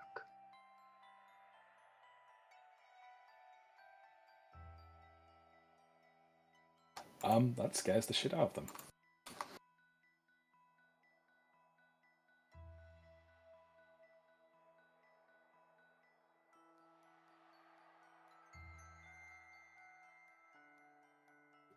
Gwen's going to try and persuade him to calm down. You know that we have fought off Strahd and his allies before. You need not fear, or we shall protect you. And that's with a +3 from the, or that still needs another 3 from the, whatchamacallit, the Royal Envoy. Royal Envoy. Okay, so yeah, they rapidly reassured by your bravado in the face of danger, and they settle down and look at the door and think, yeah, it's a really thick iron door. And they look at the walls and think they're pretty a few foot thick stone walls. This must be much tougher than a rickety old inn.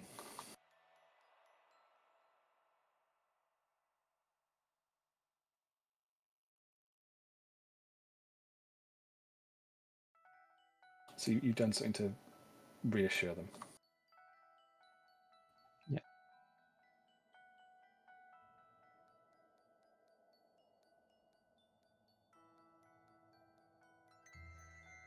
and hopefully this should make Lucian work now.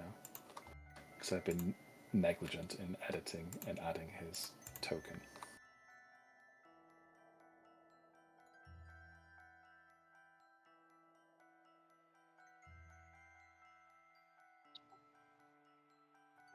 Aha, I have fixed it. Is that a durable Oh. enough? Looks just like his dad. He looks shit. just like Church. Oh my god. It's miniature.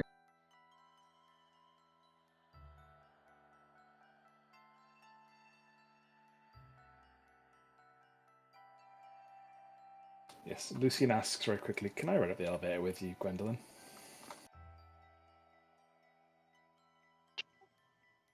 Certainly. And she will... is the platform... No, I don't think she's done the dance to bring it back up. So she will stand on... Or she will perform the dance and board the platform with Lucian. Okay. Lucian goes up to the top with you.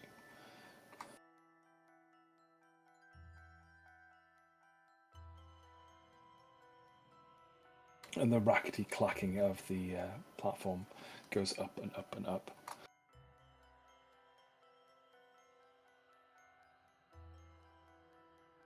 As you are going up, you see a collection of ravens begin to appear on this part of the platform.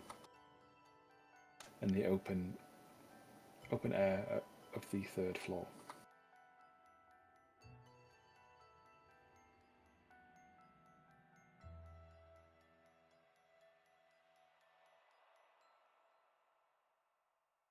And they seem to just be watching what's going on. Yeah, we didn't think about the big gaping hole in the side of the building. It crossed my mind, but it's fine. The scaffolding's mostly collapsed, so there's that. Yeah, but Strahd can fly. Wolves can't climb. Strahd can. Strahd can, yeah. I think at this, Gwen would take her leave and work her way down the platform again to stand with Irina and Ismark. You can have it so they're upstairs as well if you want. Yeah, that would probably be safer. Okay, so Gwen would take turn. Well, would send them up in waves, or make them take turns or whatever. Okay. So you have your charges all upstairs in the safest part of the tower.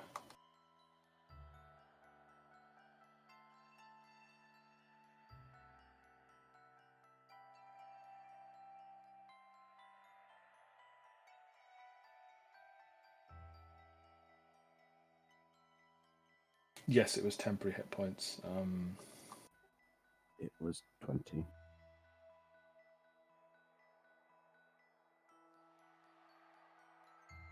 No, thank you. Thank you very much. And Esmeralda gasps as she sees Irina.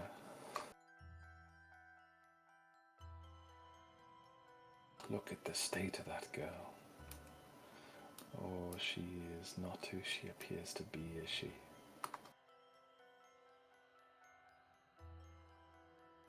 Well, we spoke to her, and I believe she had a nosebleed, and her eyes rolled back in her head.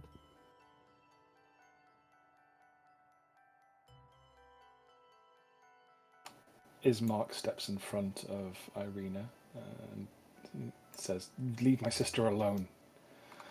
Damn Vistani can't be trusted." And Esmeralda seems legitimately hurt by this.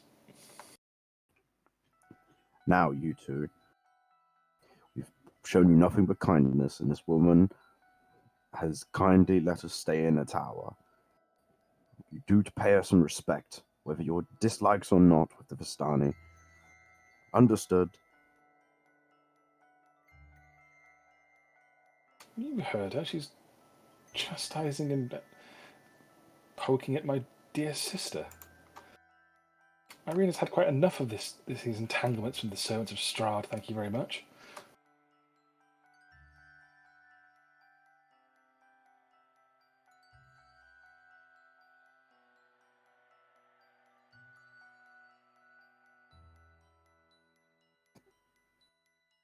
I don't know what to say to that.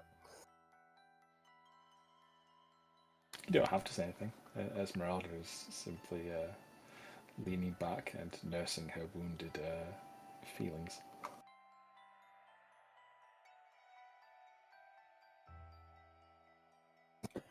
While I understand which the comment made was maybe not understood, I bid you do to say at least an apology to this woman. Hatred or not, she is doing a nice thing by you. Is that not at least something? Would you want to set such a bad impression in front of young Lucian. No, I suppose not. Apologies, my lady. It's merely been a trying time with the harrying of your people at our heels.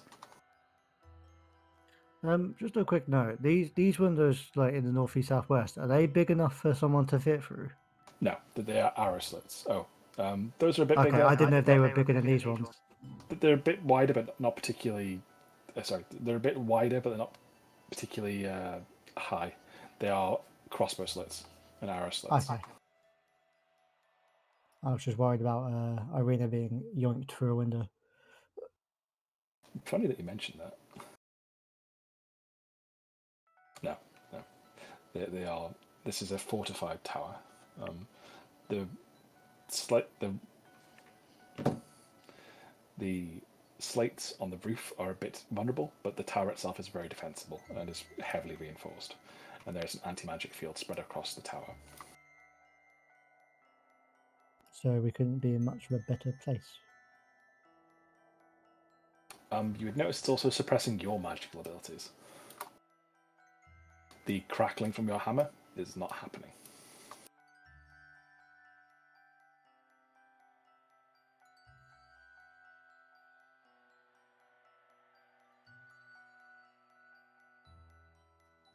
What's happening to the Ethereal Sword? Does it still seem ethereal? It does. Its material properties have not changed. It just doesn't seem like it'll cut particularly hard.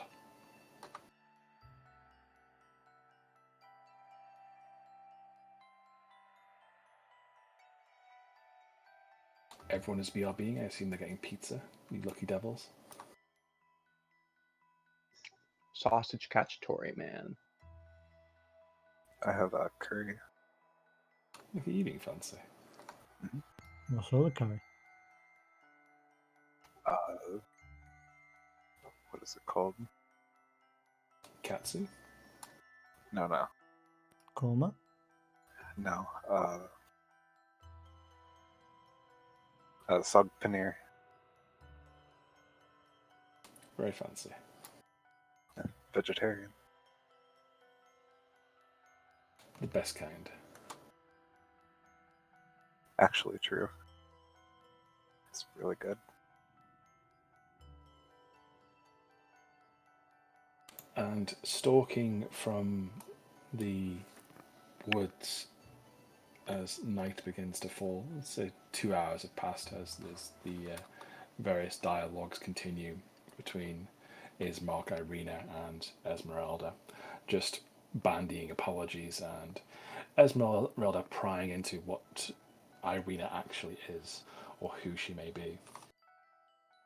Often deflected by Ismark, but you begin to discover that Irina isn't actually the biological brother of Ismark, a biological sister of Ismark. She was found in the woods as a young child, staggering around, dazed and confused. And her family adopted her, and Ismark's family adopted her. Found where? In the village of Baravia, in the woods to the north, south of Castle Ravenloft. How convenient. Near a river.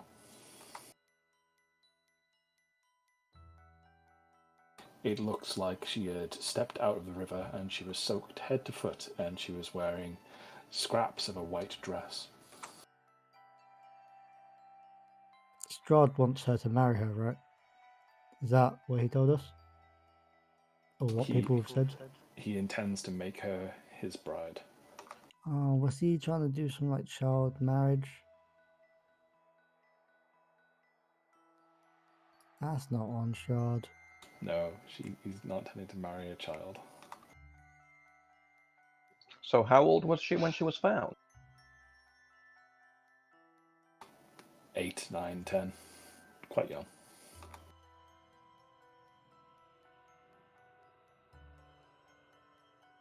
Maybe she had a really intense baptism.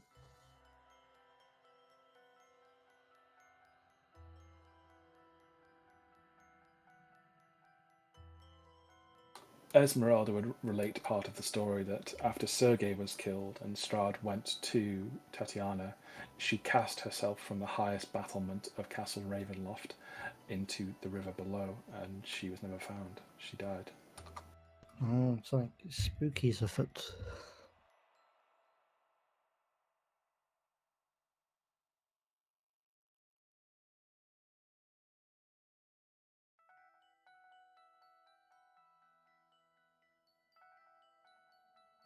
Would Gwen have read any of this when she was reading the history books in the Burgermeister's house? They wouldn't detail Strahd's history too much.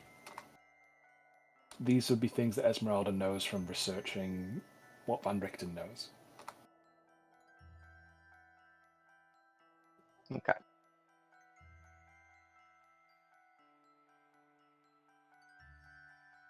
But these are the main things you would glean from the conversation they have. Lucian just sits fiddling and playing with some marbles on the floor, quite content to be left alone and have some peace and quiet away from the carriage. What did you do with the horse, by the way? I knew this was going to come up. I mean, we didn't really do anything with it. We kind of just left it with the carriage. Unless someone explicitly tended to it and like put it somewhere separately. Gwen would not have thought of that when Crawl told her to get into the tower. I imagine the horse is still hitched to the carriage. So if someone wants to go out and get the horse unhitched so it can... Is the door big enough for us to bring the horse in?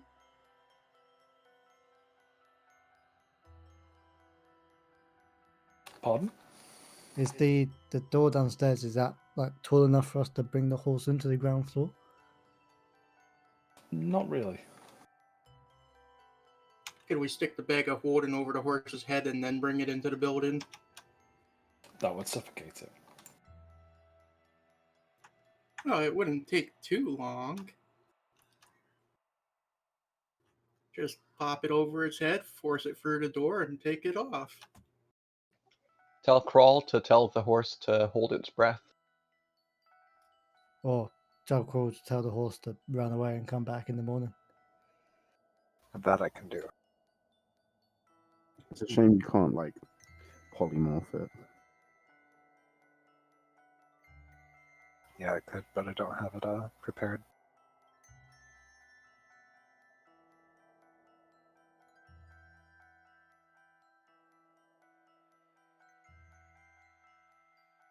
So you don't have it prepared. That is sad.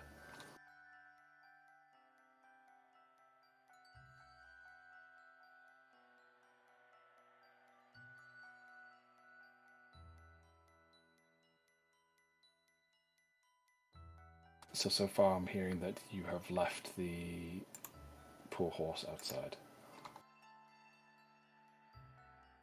For now, I can go out and tell it to run away and come back in the morning. Run somewhere off in the wood. Well, where do I even tell it to run to? Where's safe? You don't know where's safe. Wherever we're not. You're in Baravia. Anywhere that is not currently here. I don't want to tell it to go into the woods because the tree will kill it. Tell it to go swimming. Not then a sea monster will kill it. Wants to kill it in an inland lake. I'd say it should probably wait for us at the T-junction we crossed on the way here. Okay. That seems okay. As long as you make sure it knows to come back. Is the platform here? The platform's raised up at present, yes. Okay, I will So go you- down. You can go down. And you get down to the bottom floor. You can just drag yourself there if you want to. Or I can do it either or, I don't mind. I'm here. Alright, please no vampires, please no vampires. So you go to open the door.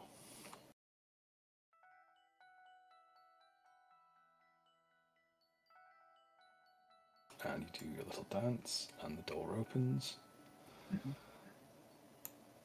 And off in the distance, you see some strange things. Oh no.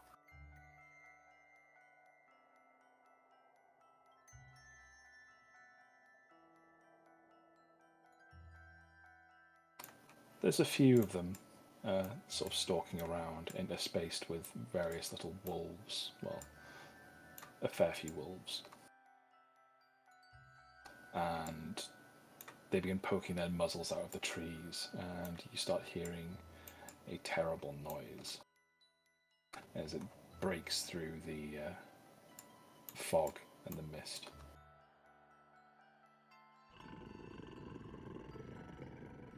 I'll go ahead and shout out the door in Horseish for the creature for the horse to run and come back in the morning.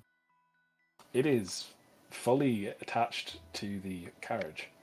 Oh no, I have to go out there. Can I like slide down the chain of the platform and help him? Like a fireman's pole.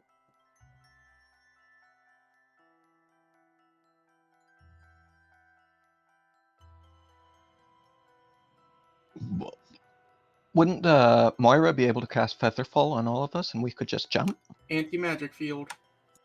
Don't spoil Right.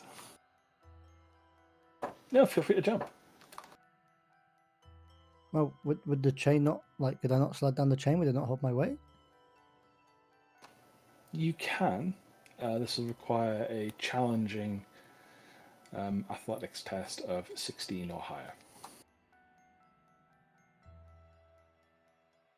I'll give it a go.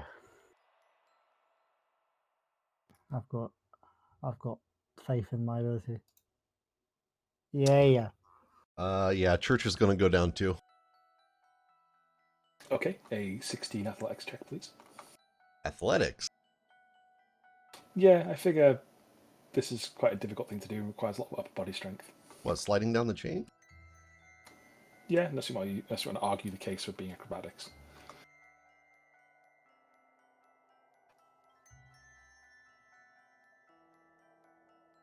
I'm just at a loss of words, to be honest.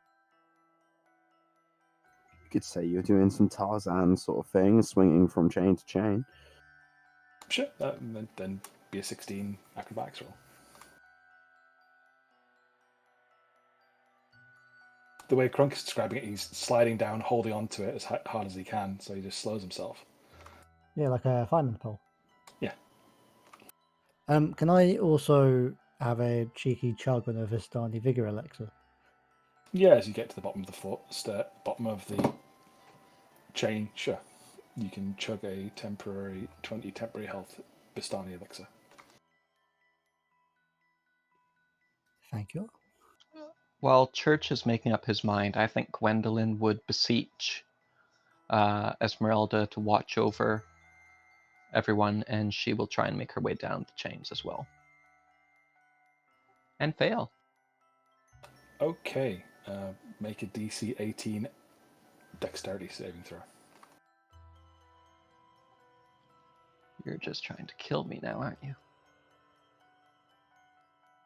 Okay, you try to follow Grunk's example, and you just let go, and you plummet the 60 feet down the chain and hammer off each of the wooden floorboards. The ravens are startled and shy away. Can I attempt to catch her before she hits the ground? Sure, make a DC 20 sleight of hand check. Oh, Jesus Christ. No.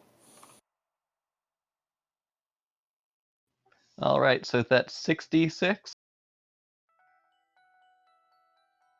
Um, Full okay, damage is D10 per 10 feet, right? I'm just double checking it now. Sorry. Because I've not done full damage in a while. I'm a bad DM. You take 1d6 bludgeoning damage for each 10 feet it fell to a maximum of 20d6. And the tower. 66. Wasn't there 4 floors that were 20 feet each? I thought Tony said 60 feet. I'm pretty Yeah, sure because 60. it's... Well, the top floor is 20 feet, so we take the top 20 feet off that 80 and get 60. The tower stands 80 feet tall, so 20 feet for the top one, so that's 60. And yeah, it's a 60. That makes All sense. right. I didn't Here goes nothing. Damn. So you bounce off the floors and take a minimal amount of damage. Okay. And fall prone, but who cares about that when we're not in Yes. combat?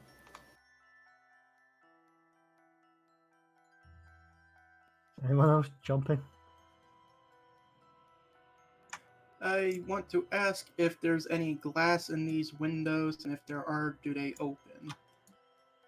Yes, the glass the glass window would open. Alright, would I be able to use a sling in conjunction to, in case anything gets close enough to, or if Sure. there's... Alright.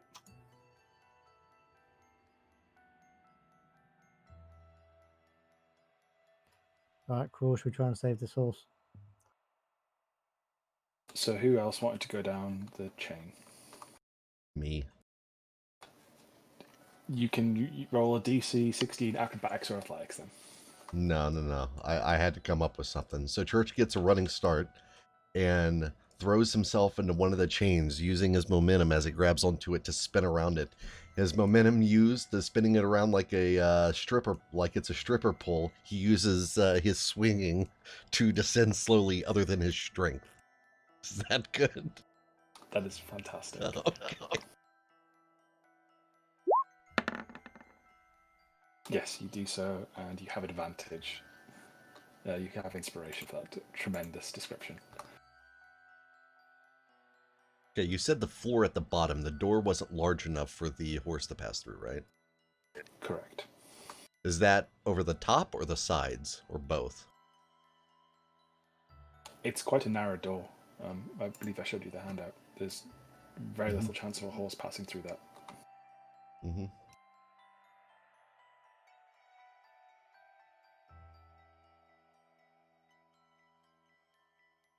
To flash it again, it is quite narrow.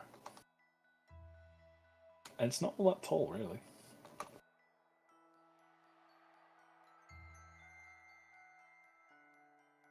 Okay. Well, if we can get to the horse to the tower, I can make an opening for it to get in.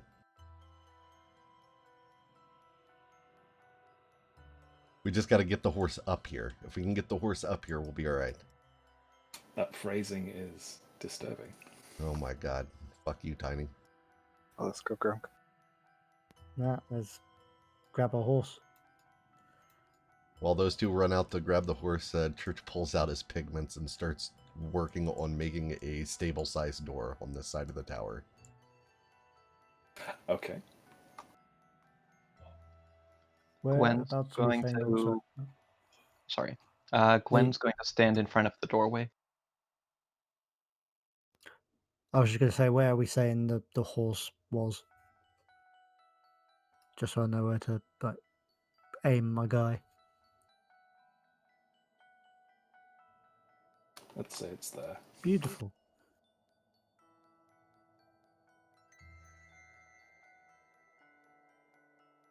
The wolves start running at you at full pelt as they see you leaving the safety of the tower. the larger things that look like wolves and men mixed together start pointing at you with clawed hands.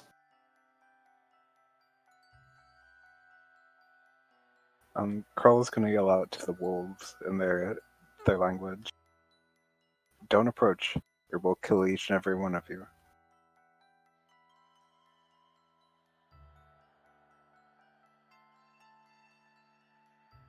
Okay, make an intimidation check.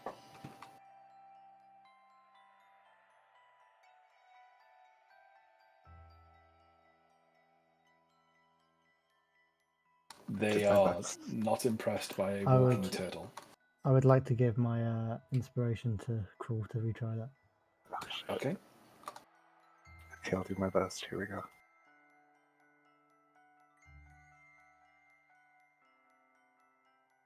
You say it with less quavering in your voice, but the wolves are still approaching.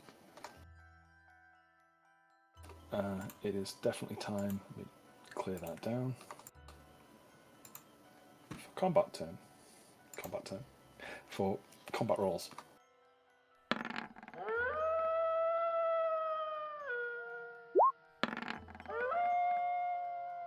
Nice.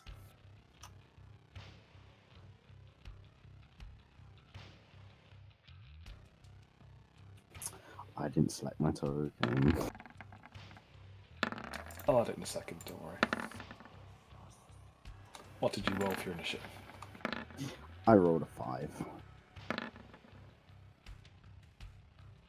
Maybe you can just sit this one out, champ.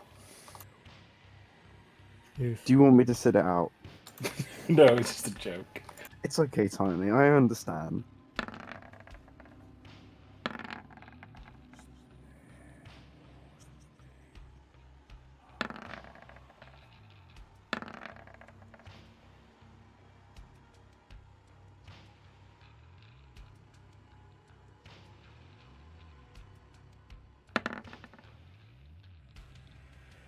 And last but not least, need to add good old Nulla to the turn order.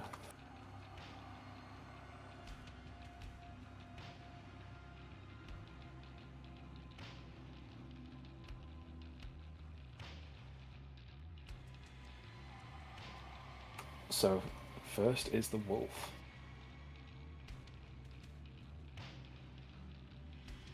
For purposes of movement, I'm just going to say they double move up to crawl. And that's their turn. Moira.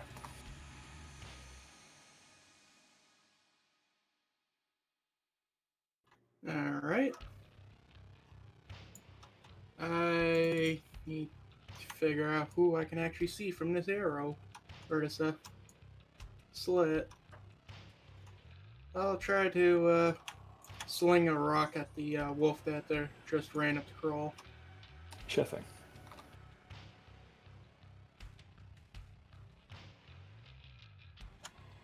I also need to remember how ranged works. The first number is the effective range, and the second number is the maximum range. Yes, past the effective range, you're at disadvantage. Alright, so this will be at disadvantage. Okay.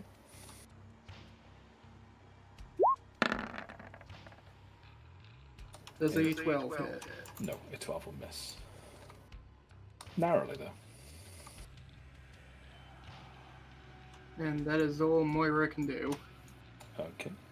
Werewolf double moves up to crawl. Werewolf double moves up to crawl.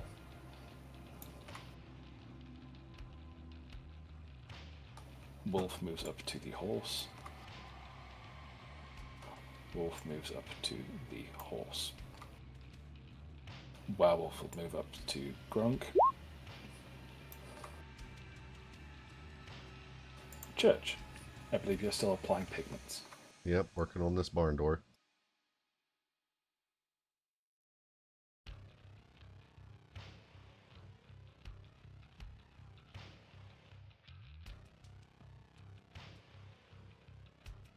So you're painting a barn door, is what you're telling me. Yeah, on the inside. From the outside, it just looks like a wall, but from the inside, I would imagine it has like a handle and it can open and close.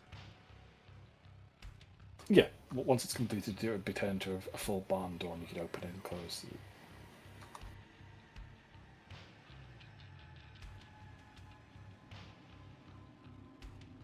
Let's say this will take... Well, roll me a d4. It'll take that many turns to do. 2 turns to do, so you've got 1 more turn of having to do this. Wolf runs up to horse. Gwen, Is the door closed or open behind me? open. Gwen will use her action to do the damn dance again Okay. and shut the door. You are shunted forward, and the door closes.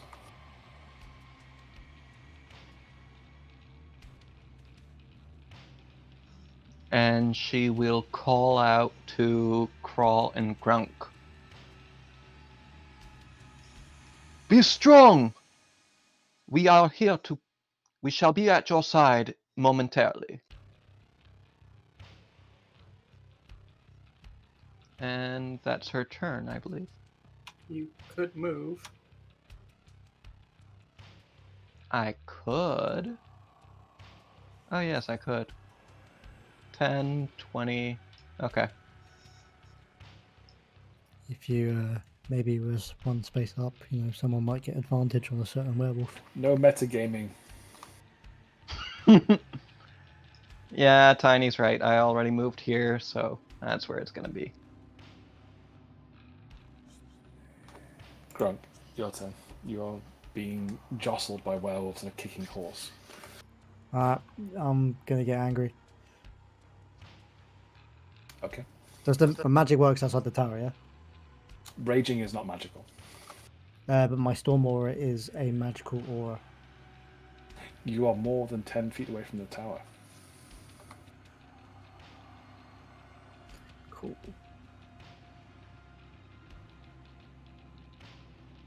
Okay, so activate that, and I'm going to do single target Storm Soul on this werewolf here. Okay. Nice. So it takes all of 1 damage. Oh, and then I'll attack the same one twice with my hammer. Okay. 24 hits and 15 hits.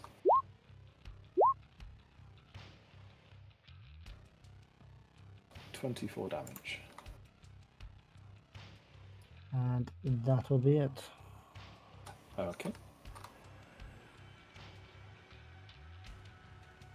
The werewolves will move up behind Gwen.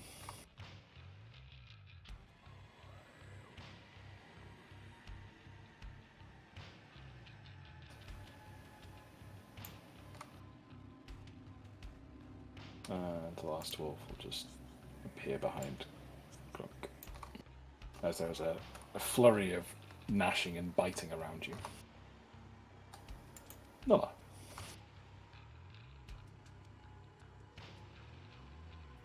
Kind of feel like I should probably jump down these chains or down this platform.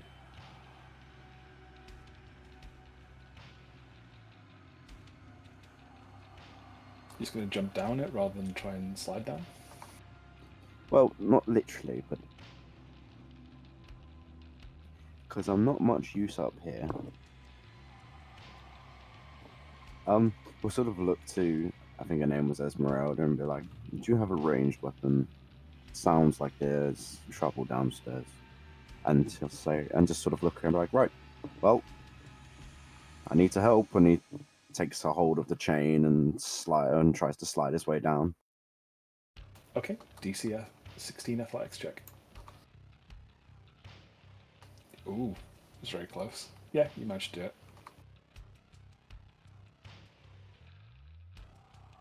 You appear on the bottom floor next to Church, who is busy painting. Hello, Church will say, looking with his head turned 180 degrees behind him as he's doing this. I'm just going to drag a token down now. I can't bother to drag it all the way down. Okay. Oh, you're that's good. fine. Sorry, I couldn't see it. It's like, oh, you're painting a door. Indeed, it might take some time. Maybe 6 more seconds. Quite the speedy artist. It might be faster for you to wait instead of dancing.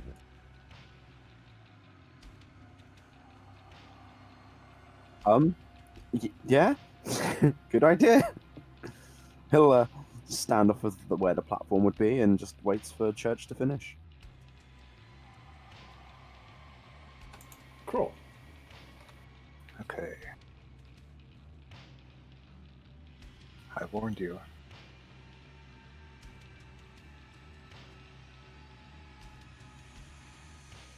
Oh, we'll move it to here. And Crawl is going to cast Confusion on the wolf.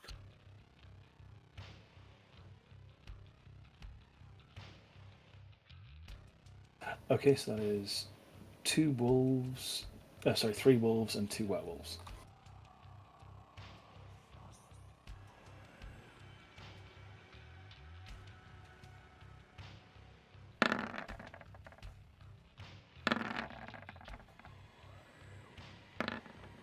So 1 wolf is not confused.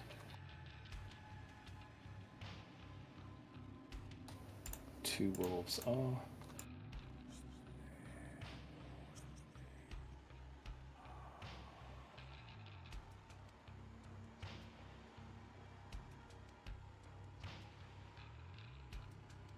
And for the 2 werewolves.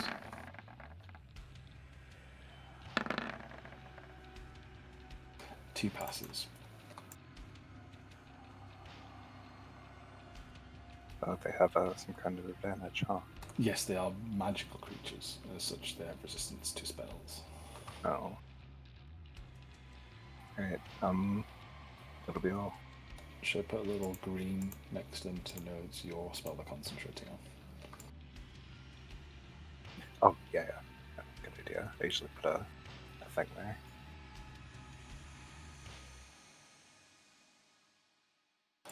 Okay, Wolf the First is not confused, and he will bite out at Crawl with advantage.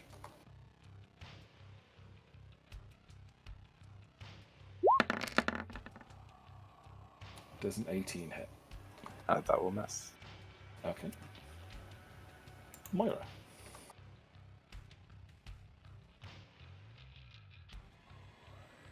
Moira will move 5 feet and open this window and sling another rock.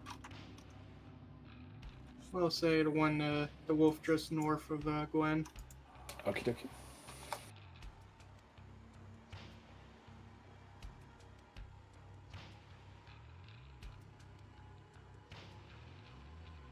Where is my sling? 20 hits. And you peg it pretty hard in the back of the leg. Would trying to descend this chain be in action? We'll say it's a bonus action then. So Alright. I don't want you to be sat doing nothing. She will move an additional 10 feet and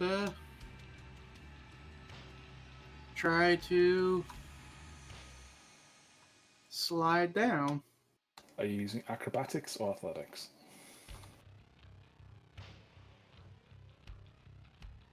She will do I could do a run and jump and grab one of the chains and slide down. Would that be enough for an acrobatics? Sure. You fall. Give me a DC 18 dexterity saving throw to see whether you manage to catch onto a ledge.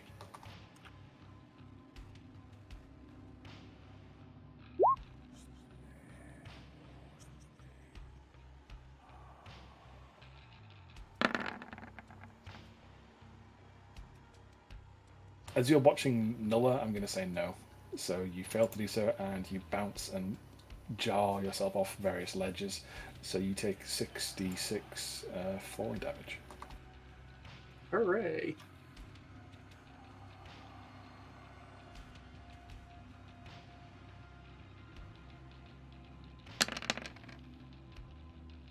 And nearly knock yourself out.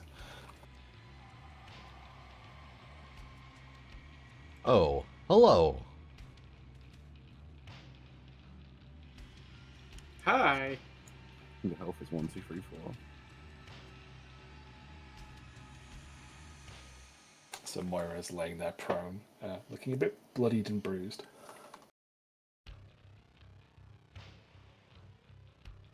The werewolves go. It will also attack Crawl at advantage.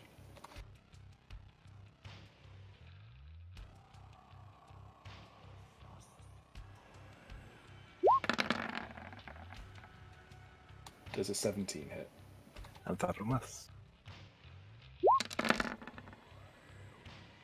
Wow, these things are not rolling very well. Other werewolf will attack, also with advantage, against Crawl.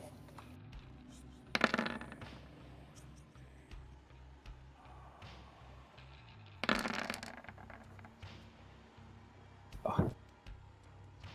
That'll do it. Okay, please make a DC 10 Constitution saving throw.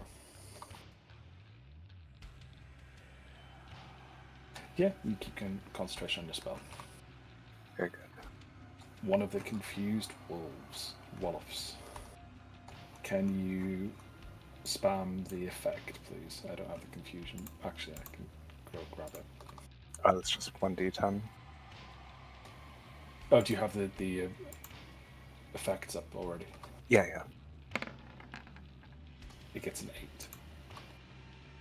8. It makes a melee attack against a randomly selected creature within its reach. Okay, 1, 2, 3. One for the werewolf, one for the wolf to the left of it, one to the werewolf to the north of it, and yeah. It bites the horse. God damn it.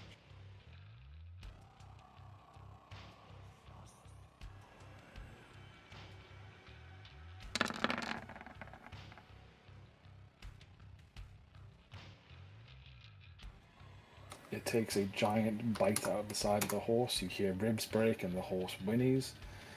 And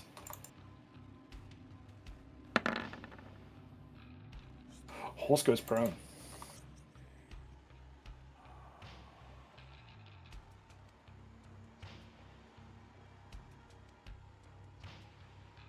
Next, Wolof will attack the horse.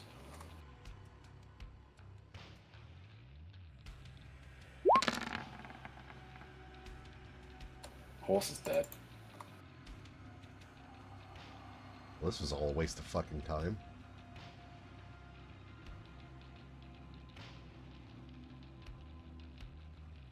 Wolof will move up next to Crawl. Werewolf will attack Grunk with advantage.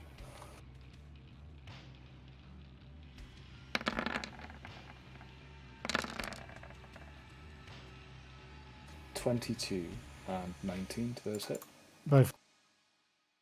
Okay, so you take all 7 of the bite, because it is special, and you take 2 from the claw.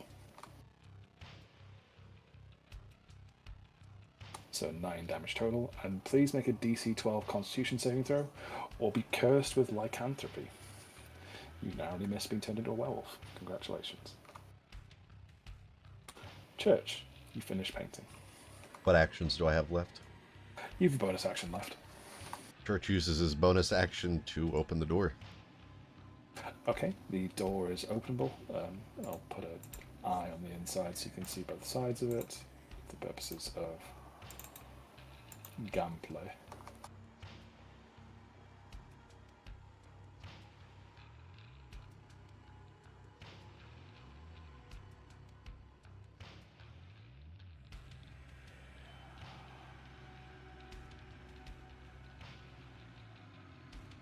So you can go through the red box as you wish.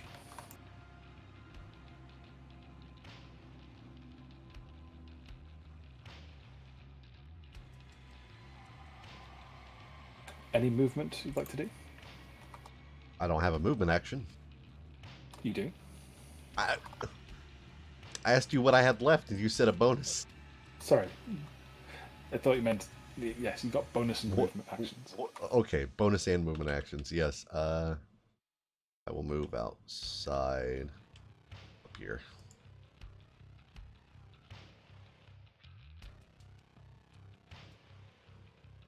Okay. The wolf is confused, so it does a d10. It attacks a random target. There's only 3 options. So it attacks the werewolf.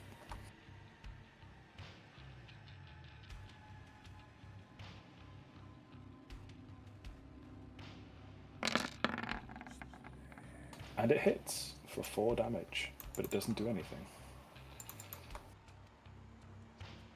Well, it hits for 8 damage, but it doesn't do anything. But we'll still see if it gets knocked prone.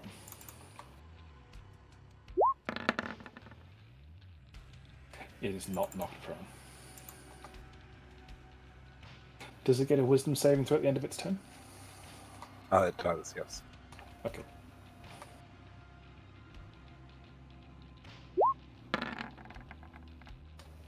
It's no longer confused.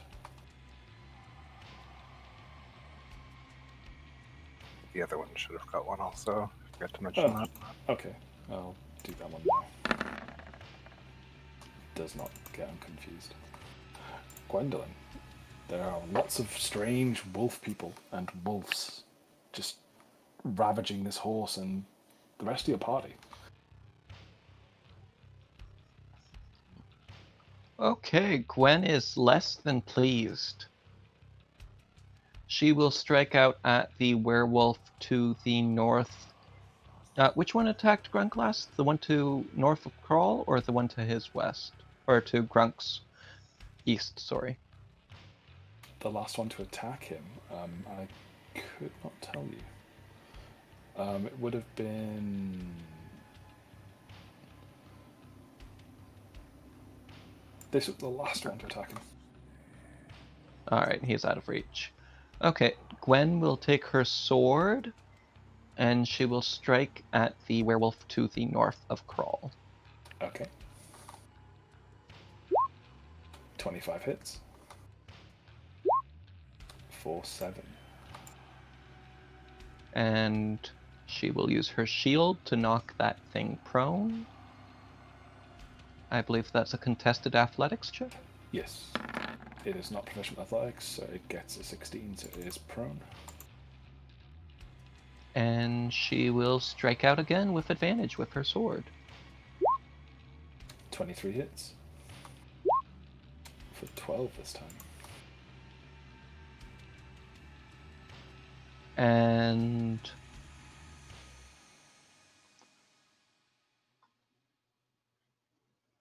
how does it look? It looks pretty bloodied. There are large gaping wounds on its body, and parts of its fur are missing from the crackling thunder, and it looks like its ribcage is cracked open. Alright, so Gwen's going to use Second Wind. So, whack and whack. Second wind just gives you HP back. Oh, keep getting the wrong one. Action Surge. Okay, so you get your action back. Okay, the one was a 26. That hits. For 10. And last strike. Not enough to bring it down. It is on its last legs, though. And Gwen will end her turn. Grunk. Grunk's pissed, so he's gonna AOE with his Storm Soul, which will include Gwendolyn and Cruel. Okay. Roll the damage. So everyone takes 5. I have to make a DC 16 dexterity save. It's now a 15. DC 15. Okay. So the wolf first. passes, so it'll take 3.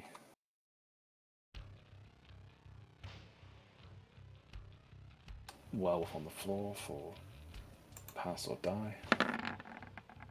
It dies.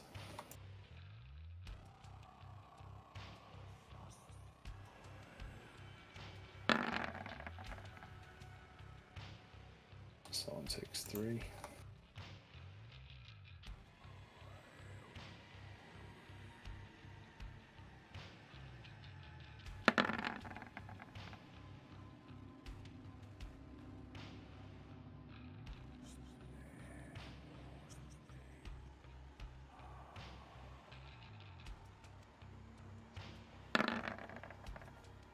That wolf also dies.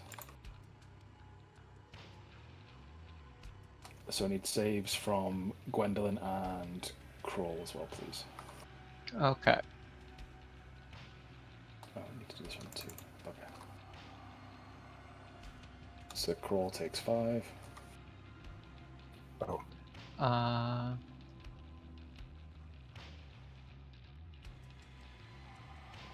will this work? Yeah, that'll half the damage, so you just take 2.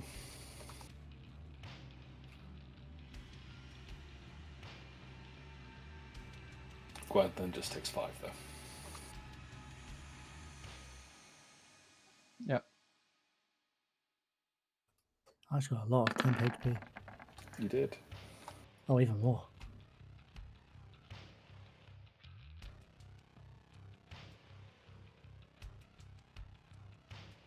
And the last werewolf. Also fails. Even more. So that was 3. I've got it as 33, but I don't know if that counts because I killed some of them. Yeah, that would still count. Yeah, 33. Out of the 3 that surrounded me, which one's looking the bloodiest? The wolf to the south of you looks very injured, so does the wolf to the north of you. I'll take one swing at the one to the north. Okay.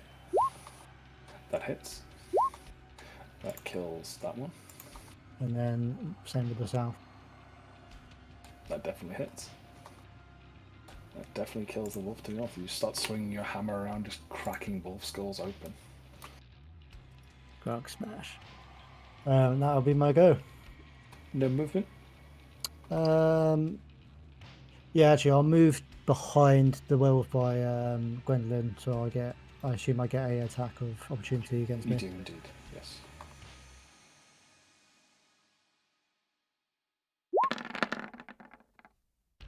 Does a 22 hit? That will hit. Okay, so you take all 3 piercing damage and make a DC 12 Constitution saving throw. Yeah, you're fine. Yeah, that'll be it for me. Okay, this werewolf will attack Gwendolyn.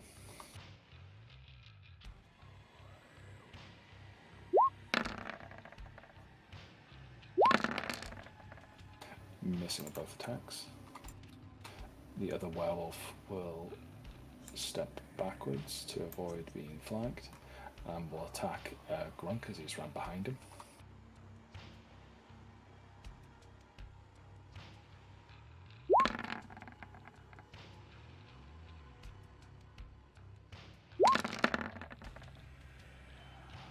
Does the 14 hit? The 14 Doesn't. does not.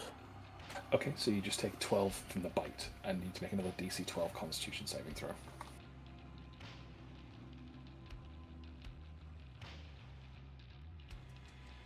Okay. Grunk's been eating his Weetabix. He really has. Not like your turn. The doors are flung open.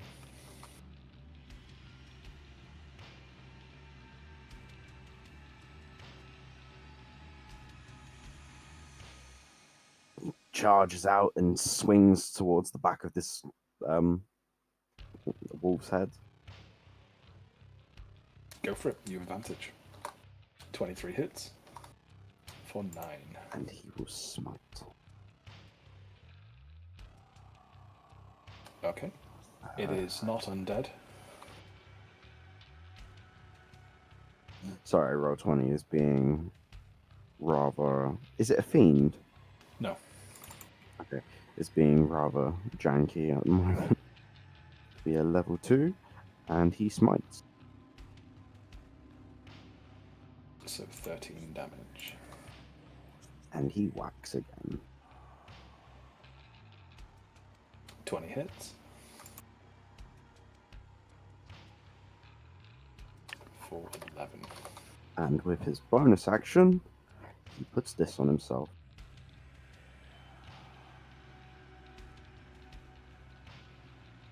Okay.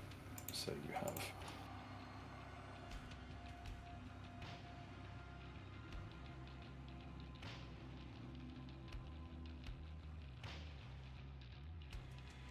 where's the shield icon?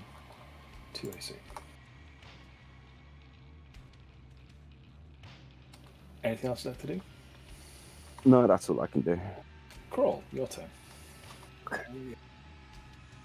I would like to stop concentrating on confusion. Okay, you can do that as a free action if you want to, so you stop concentrating. Okay. I will refocus my energy through my spell focus and summon a group of 4 bears.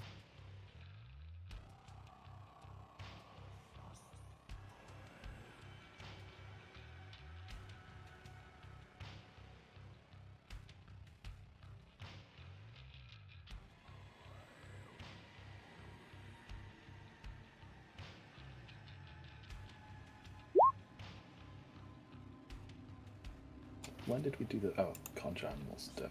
That's fine. Yeah, Black bears, to be precise. black bears. You know, that's the best kind of bear, right? Is it? It's true. They're the kind that eat beets. For the benefit of chat, look how cute that guy is. Aww. It's You almost smile. like he won't rip your head to pieces. So they start on initiative 11. Okay. Yep, they'll all attack as a group. Okay, then we order the turn order. Moira. Let's scroll as any more movement or bonus actions he wants to do. Oh, no, that was all. Sorry. Myra will get off the floor. And if I remember right, dash in is normally a full action. Yes. Yes, she will dash to get out of the anti-magical range of the tower. And that will be her turn. Okay. The wolf will bite out at Craw. That's what it's been doing previously. It shall do so with advantage. Does 18 hit? That'll miss. Okay. Werewolf. It'll attack Crawl as it knows those things are summoned. It is intelligent.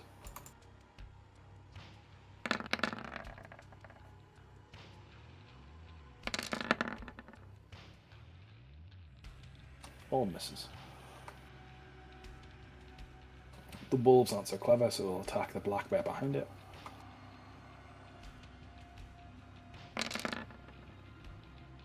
As a crit, so that does 12 damage.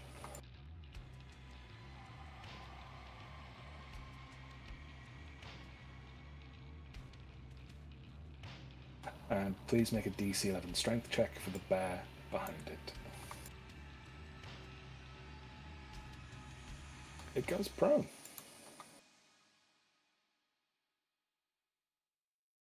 Wolof stronger than bear. Church. Church attempts to hide.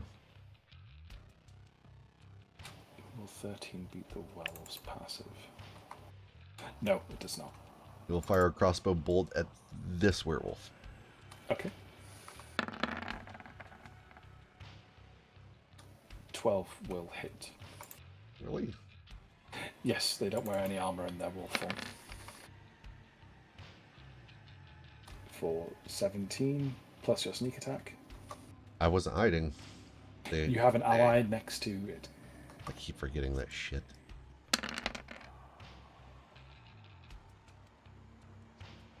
34. This one goes down. Give me a description. Church's head pops out from around the corner as he scans the battlefield, seeing the one lone werewolf getting beat down by Noller and Grunk. He decides to free them up from his hostilities, and alongside Church's head, his crossbow pops out, fires a single bolt, and he he vanishes again before the werewolf hits the ground.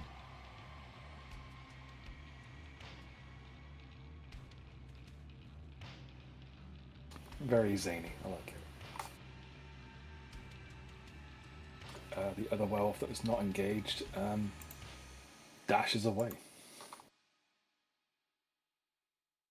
Better fucking run.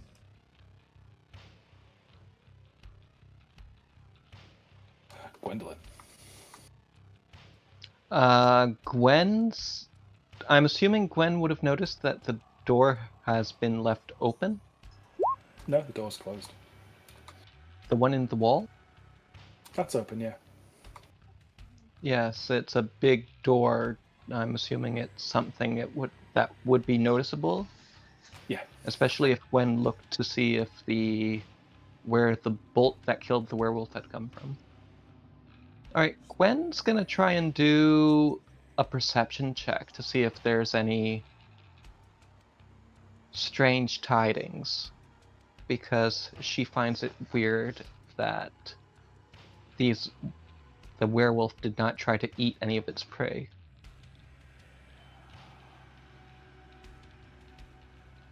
Okay, so you're looking around for any telltale signs of otherworldly or other things intervening with the werewolves or controlling them.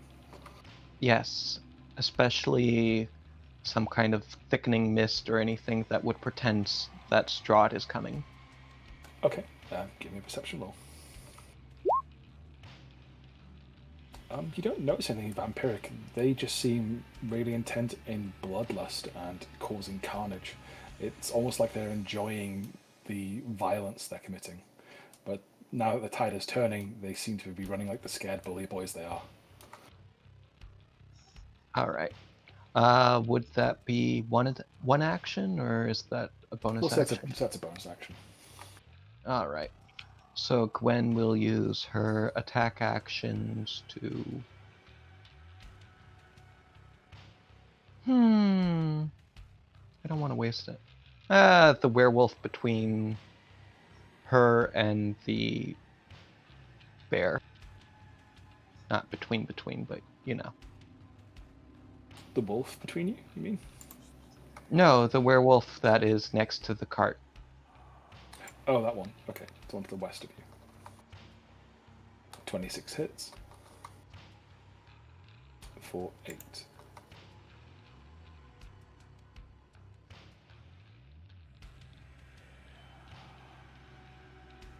$23 hits. For 10. And Gwen is going to shoot an evil glare at, well, not evil. She'll shoot an angry glare at the werewolf. It just Just as- snarls back at you.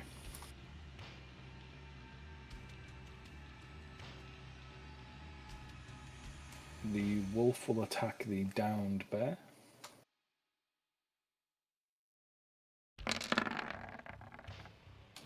Killing it, I believe. Yeah, that'll do it. One bear down. Other bears. Take your Oh turn. boy. Okay.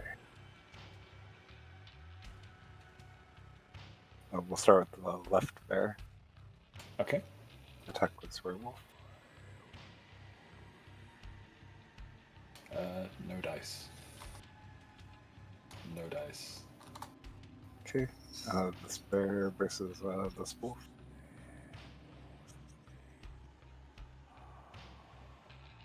$20 will hit.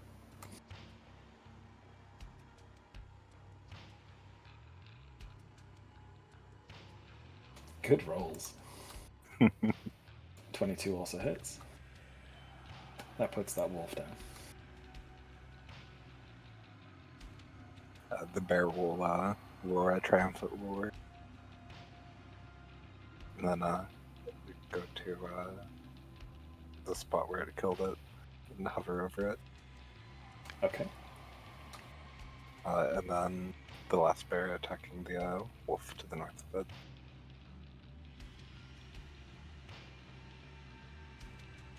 .22 hits. For 8. And 14 will also hit. For 5, killing that poor wolf. Nice. Oh, here comes bears. Here indeed comes bears. That'll be it for the bears. Grunk, the bear reinforcements seem to be sweeping through the wolf ranks. Grunk is going to do a weird odd move to get to here. And he's going to, not happily, but because he's a pissed off boy, he's going to go AoE with his storm again. Okay, so you take 1 attack opportunity.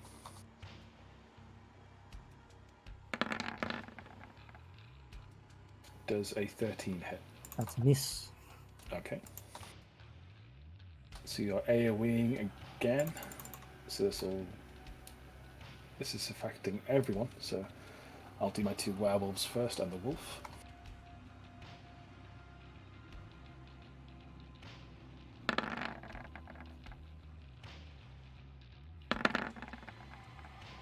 So they both take 2 each.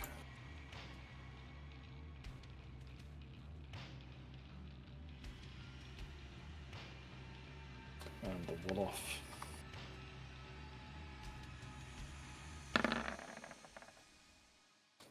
takes 1. Okay, dex saves from from Gwen and Kroll, and the bears. 3 bears.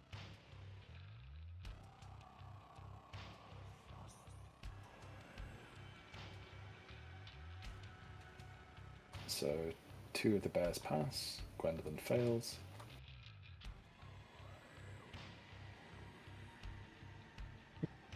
Actually, I'm going to use my Shield Master thing. The second one. If you're not incapacitated, you can add your Shield's AC bonus to any dexterity saving throw. Oh, shit. That's only you. It doesn't work. Nope, so you take 2. Okay.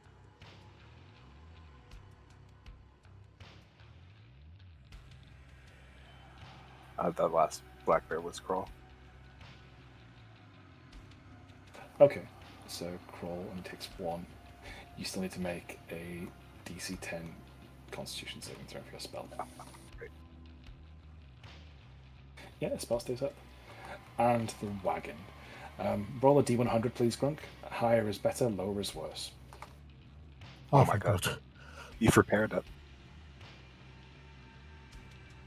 The lightning earths into the top of the wagon and does not set off the multiple... Well, you don't know. A little crack of lightning hits the wagon and blows off a shingle. And on top of that spectacular performance, he's going to swing at this werewolf on the right twice. Okay. 24 hits and 26 hits.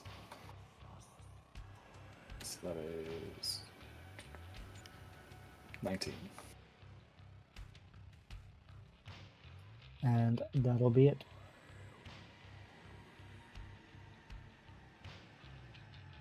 This werewolf will attack Gwendolyn twice.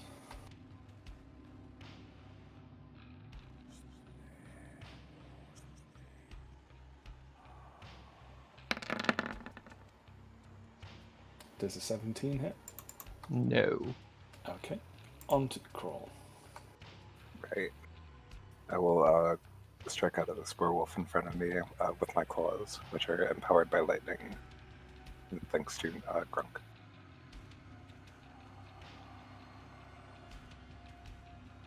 .27 definitely hits. for... Is it not like 1d8 extra? Oh, so Wow. 6 damage. Wow.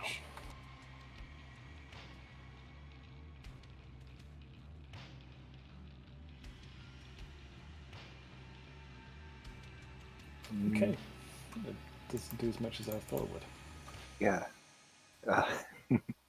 That'll be it from here. Okay, Nulla. He runs over and he whacks.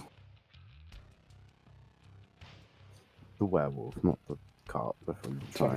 27 hits, yes. For 14. And he whacks again. 15 hits. For 7. And that's all I can do. Moira.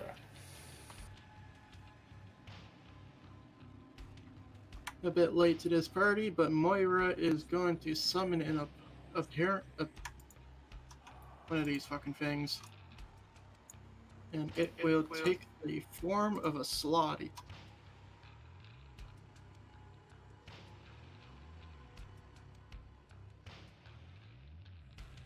Okay.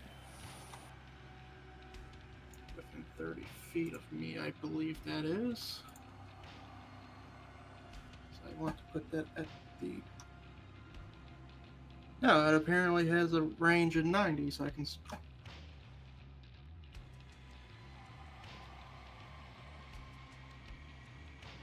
Yeah, the spot where it's standing is fine enough. And Okay. it will...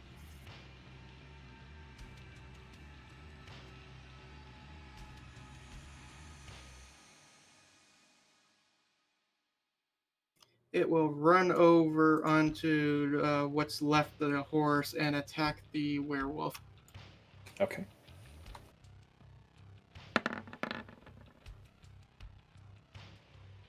11 and 26. 26 hits, 11 misses. You get advantage because of Grunk. Grunk is not its ally. This is an evil being. Oh, funky. 14 will hit though. 14 will hurt it pretty badly, and it recoils in horror from the slatty.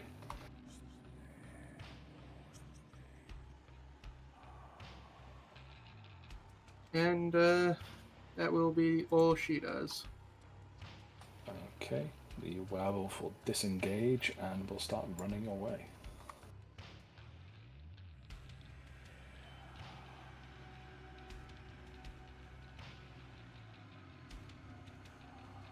The wolf... Does the werewolf not take attacks of opportunity? it disengaged. Ah, okay. The wolf just tries to bite the bear.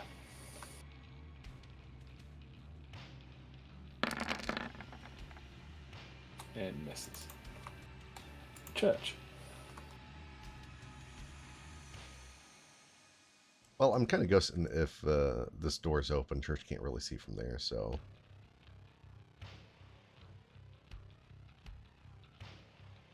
I mean, I guess he could stand behind the door itself while it's open. I don't know which direction it's open, but I'm pretending it's right here. It could be a sliding Japanese paper door for all I care. It's fine. Okay, it's a not sliding deal. Japanese paper door then. Yes, you are unnoticed by anything and anyone. Okay, he'll fire a shot at the werewolf. 23 hits. And brings it down. That'll be it. Gwendolyn. Okay, these bears can be passed through as if they're allies, right? Yes. Okay, Gwen moves 30 feet, bringing her right behind the werewolf, and she glares at it. You will not escape. Your fate has already been written. And whack. 22 hits. For 11. And she will use her shield to knock this guy down. Or not. Nope, he keeps his footing. That's a D100. Sure.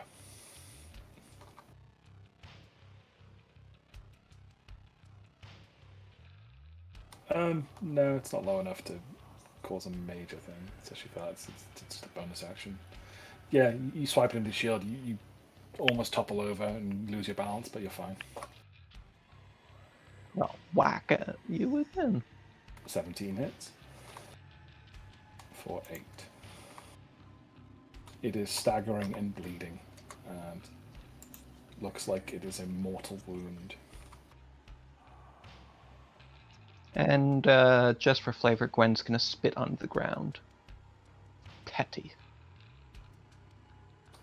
Black bears. Attracted by the spit, the black bears are gonna rush over, see what's going on. Okay.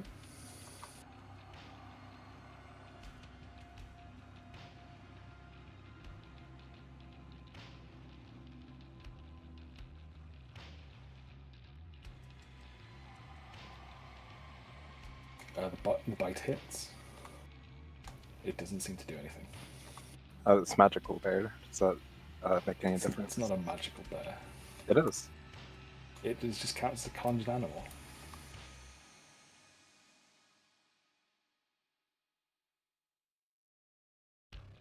Yeah, the second bullet point. Oh, in that case, yes. The bear bites the neck out of the werewolf and brings it to the ground and snaps its vertebrae. And the vertebrae shatter. The bears are having a snack on this guy. Alright, we go for, I guess this other bear and this wolf. Okay. 12 will hit. For 4. 19 hits. And the swipe crushes its skull. Oh my god, bears. Killing the poor thing.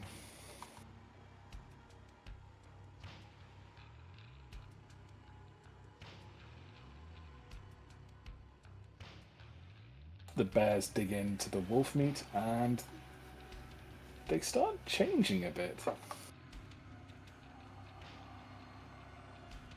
They start getting a bit... Make constitution saving throws for your 2 bears.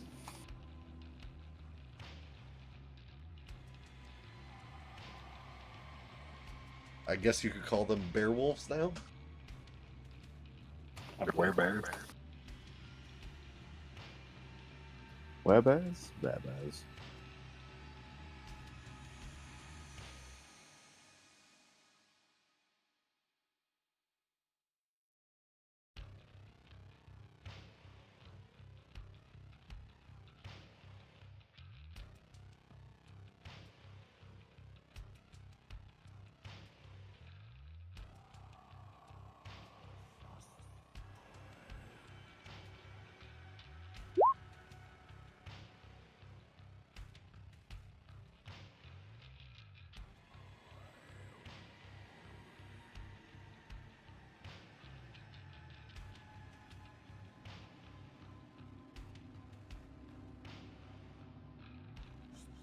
Have we finished the bear puns?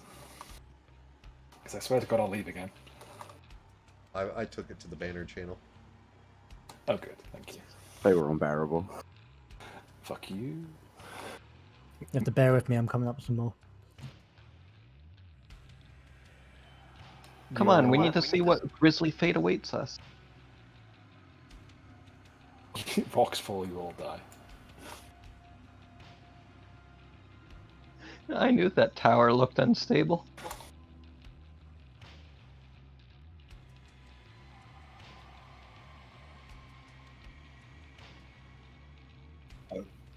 Are the bears okay?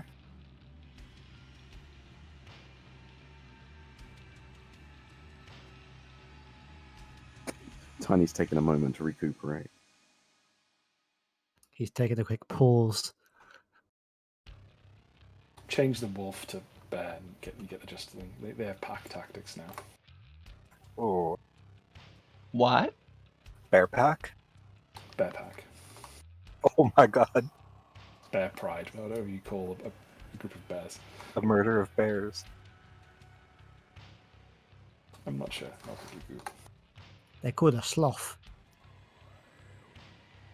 I'd have called him a grizzly. A sloth or a sleuth of bears. Interesting.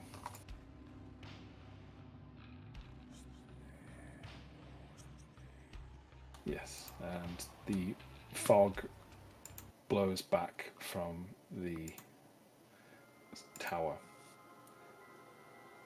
And the bears are sniffing and snuffling and padding their feet and slamming their paws into the ground, looking out at the tree line.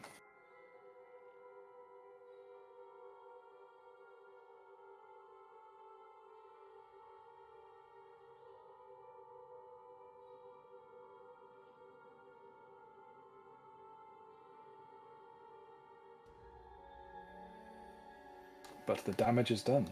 Your riding horse is dead.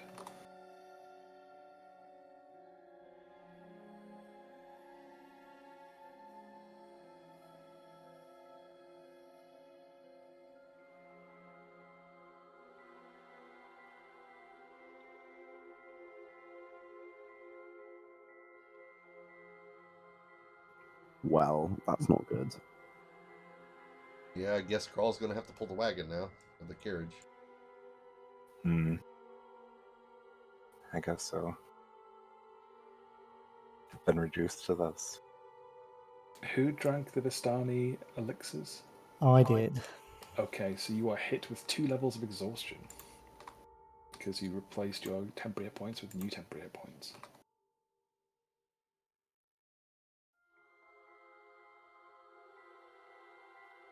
A wave of lethargy and fog rolls over you and out from your paws. You have disadvantage on ability checks, and your speed is halved until you get a full rest.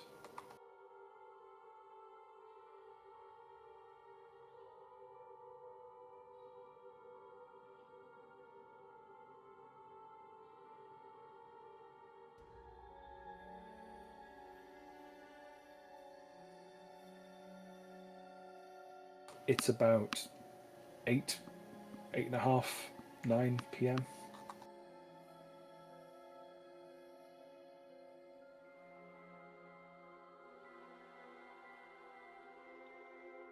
The bodies of the werewolves are rapidly distorting and changing and fizzling and hissing and popping and shaping themselves back into those of humans.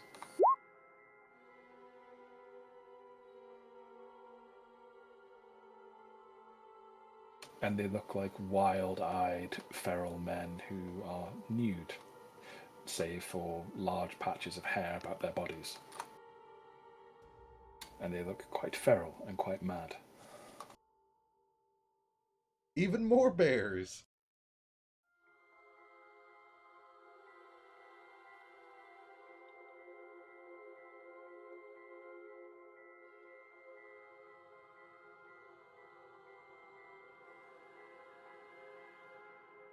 Yes, the Sladdy is still here. Yeah, I should probably dismiss it. Yeah, I'll do that.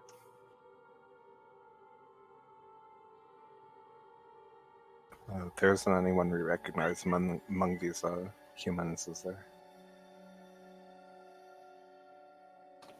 Make a history check.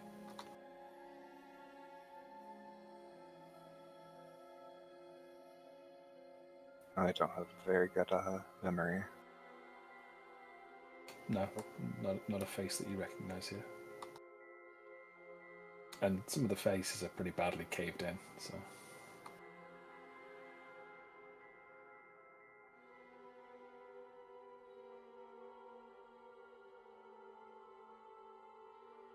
But the large iron door that Church painted is still yawning open on the side of the tower. Well, I suppose we could go back in.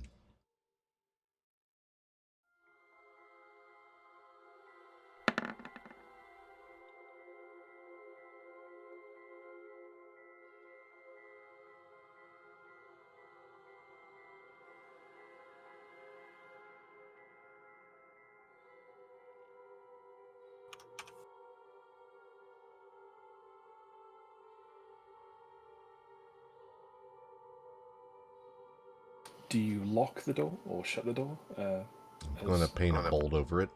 Not a bolt. What do they call it? The drop, the... A latch? A bar? I think it is a bar. Sure, a bar. I'll paint one of those over it.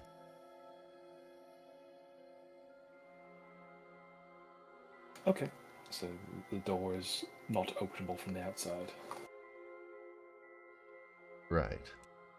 Though realistically, that shouldn't have worked in the first place because of the anti-magic suppression field, but I forgot about that, so it doesn't matter. Yeah, we can just pretend that this never happened. The fucking horse is dead anyways.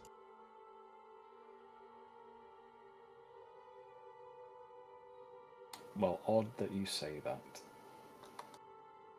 I was just about to say we should have burnt it. Oh, no, this is gonna be a fucking giant werewolf horse.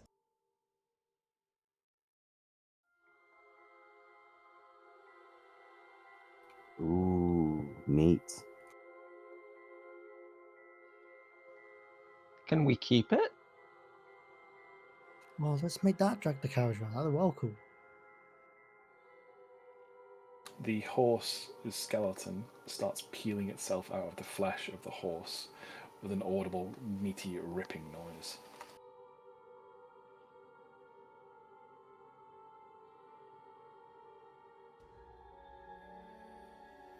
And starts getting up and walking away.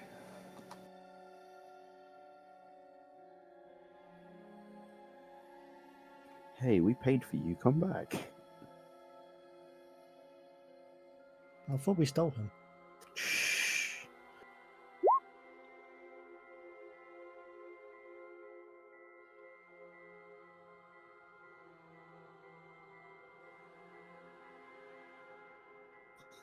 That is a terrifying idea, though. The skeleton of this horse, though it died, has just decided, you know what? I'm coming out of my shell. And just...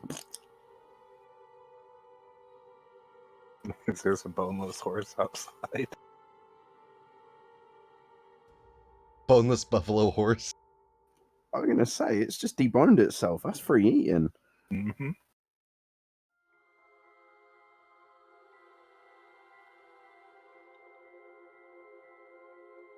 Yeah, you say some very strange things, Spellster.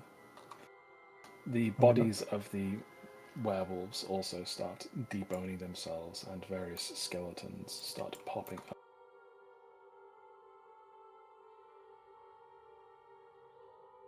What about the ones with crushed skulls? They've got a damaged skull. Okay. So much free meat. And they start walking off in the direction of the skeletal horse, which seems to be walking to the southeast.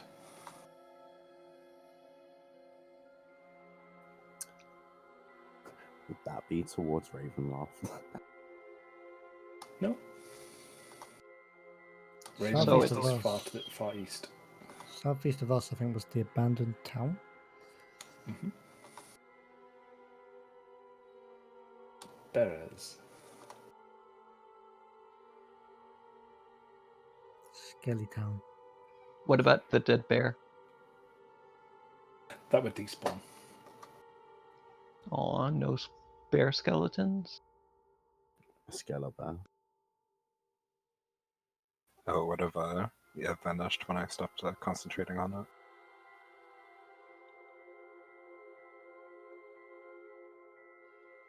Out in the distance of the tree line where the werewolves came from, you do see a strange sight, though.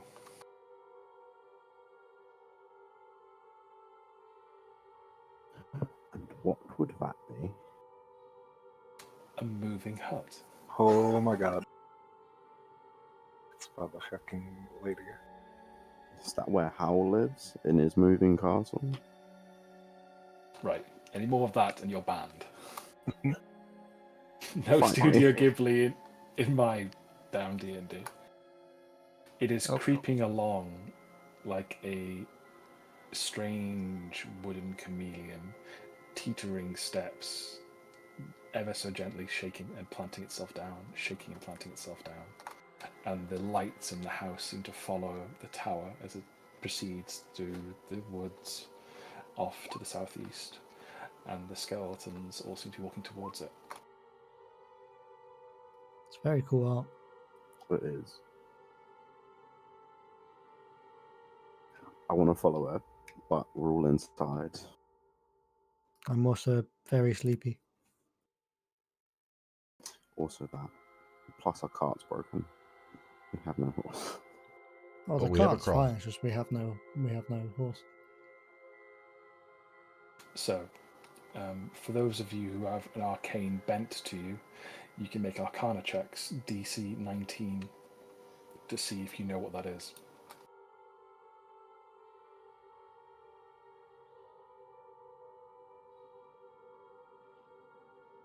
Crawl doesn't quite know.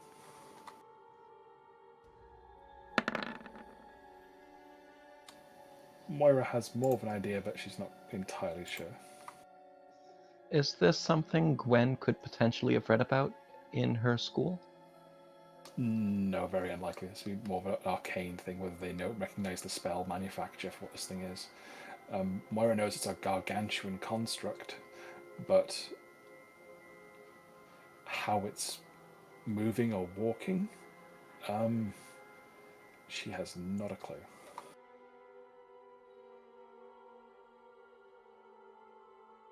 This sort of magic is usually impossible, especially for something this imbued with dark magics.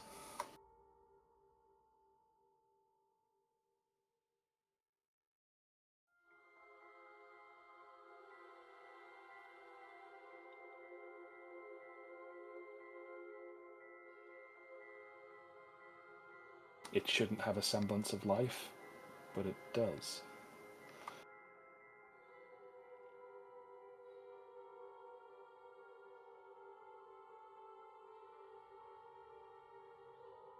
Maybe we should follow it in the morning if we can. Though we have a bit of a task at hand.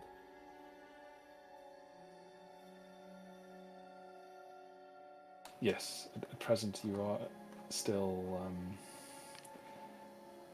surrounded by clouds of ravens gathering on the third floor now that the wolves have been dissipated. As you go up the elevator, you would see them perched on the walls.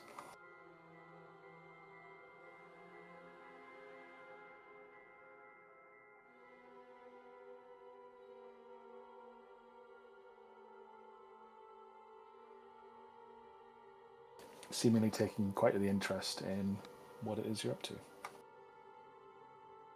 None of their fucking business. Church is gonna do his dance and run upstairs. Okay.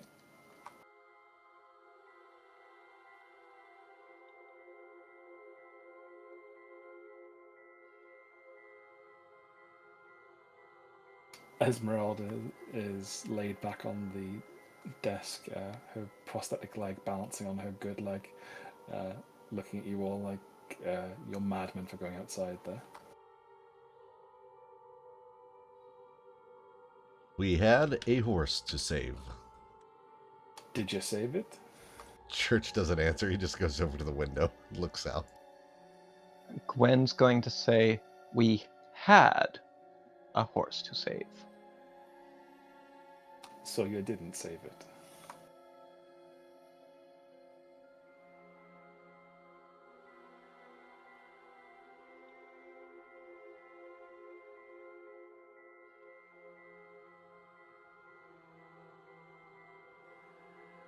Well, we did in a way.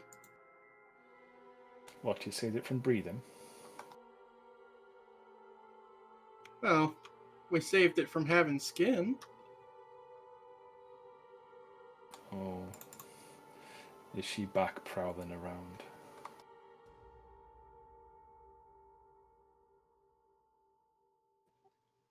Who? Baba Lysiga. Was her stronghold not in the abandoned village, far from here? She has a hut. It moves like a spidery behemoth. A great felled rotting tree, stalking from place to place, with her little ramshackle hut on top of it, squat like a dead body in the mud.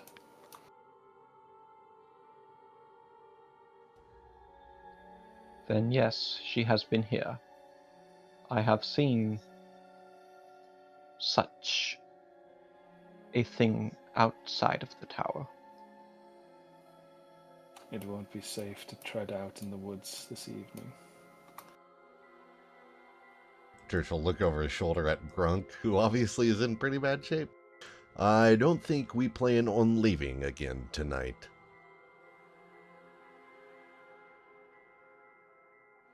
That's the first sensible thing you said all day, Van Richten's boy.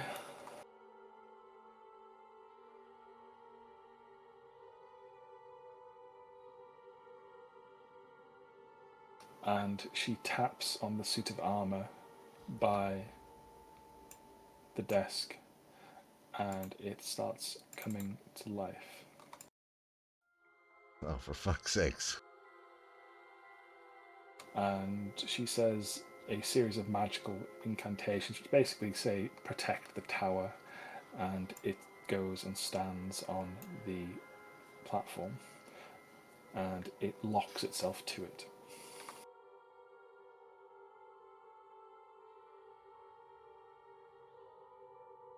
Ain't nobody getting in or out by until morning.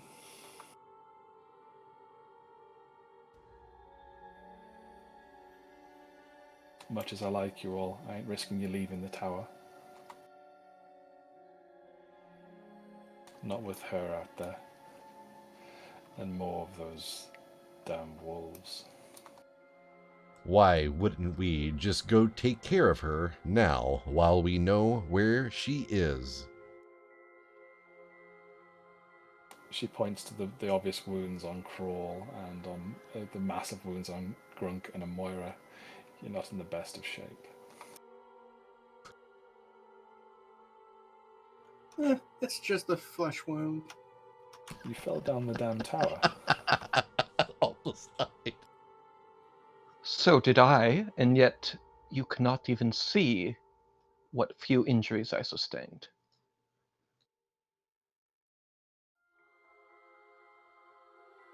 A serious head wound by the sounds of it. Although some in the party would agree with you, I tell you, my head is in as sound a shape as it was when we arrived in this cursed land.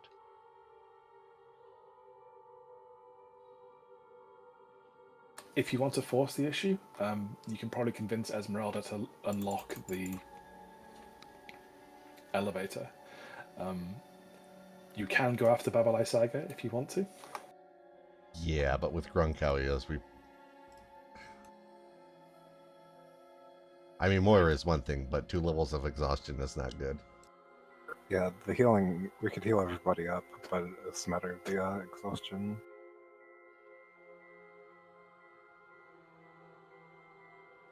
There is currently a group of skeletons walking into the woods in the dark, in the mist, and a skeletal warhorse, as well as who knows what else in the woods, in the mist. So wait, it gets to become a fucking warhorse when it dies? Well, that's the token I have for it. It's a skeleton horse. Okay.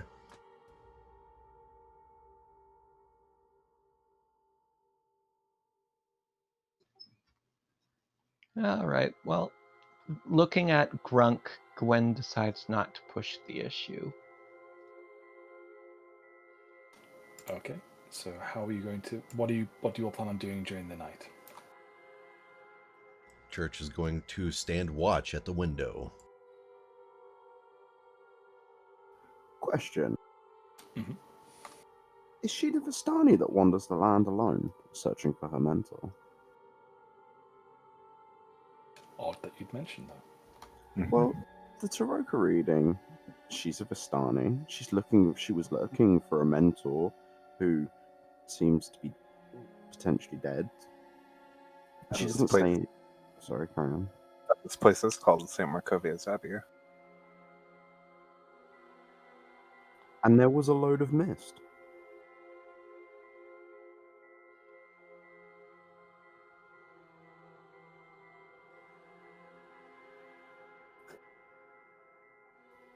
And she said she would help you by blowing open the doors of Ravenloft. Congratulations, you have indeed found one of your arms of the Zurich deck. Southern Arm. The card that sheds light on one who will help you greatly in the battle against darkness. The fourth card. I mean, to be honest, blowing open a gate for us isn't really all that useful. You haven't seen the gate of Ravenloft. No, that is true. But,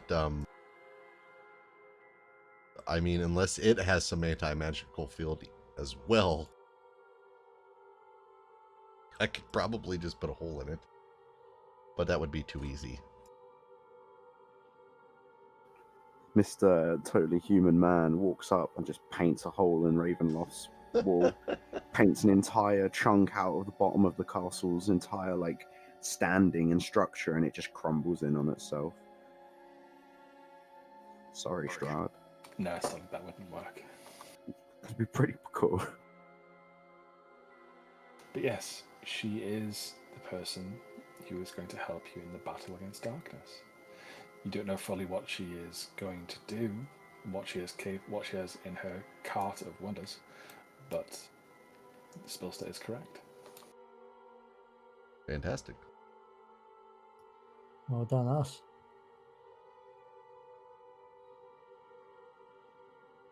Is that 2 out of 4? 2 out of 5.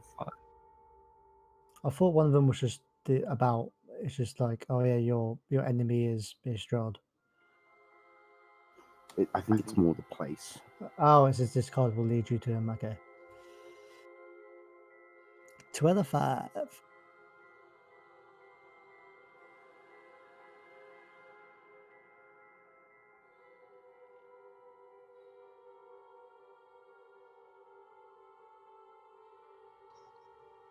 Are there perchance any books or anything which Gwen could consult before calling it a night?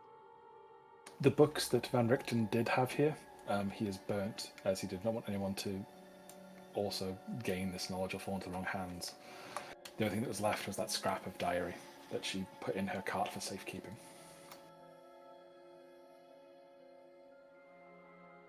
So where's her horse at? Is that what you're asking her? That's what I'm asking you, but I can ask her too. Church rotates his head 180 degrees, looking at Esmeralda. So, where has your beast of burden wandered off to?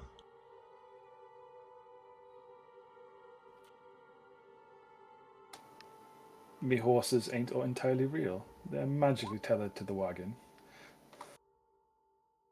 Sit in the driver's seat and speak the command word, and they appear. Speak another command word, and they disappear. That would have been useful to us.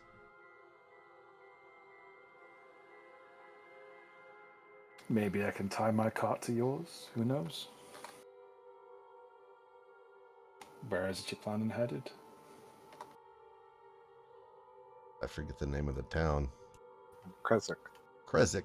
Yeah, Church will answer with Kresik. Don't forget about the winery. Yeah, I think we plan on going to Kresik first, though. Drop off Esmarkarina and Lucian. Lucian, yeah. Not forgetting his name. He's the only name I can remember between the three. Yeah.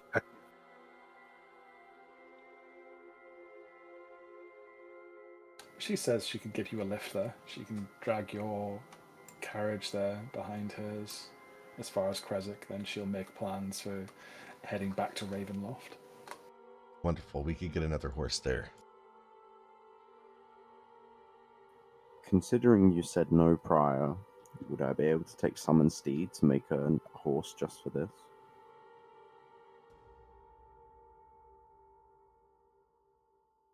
No mounted combat. Ever. Not with that attitude.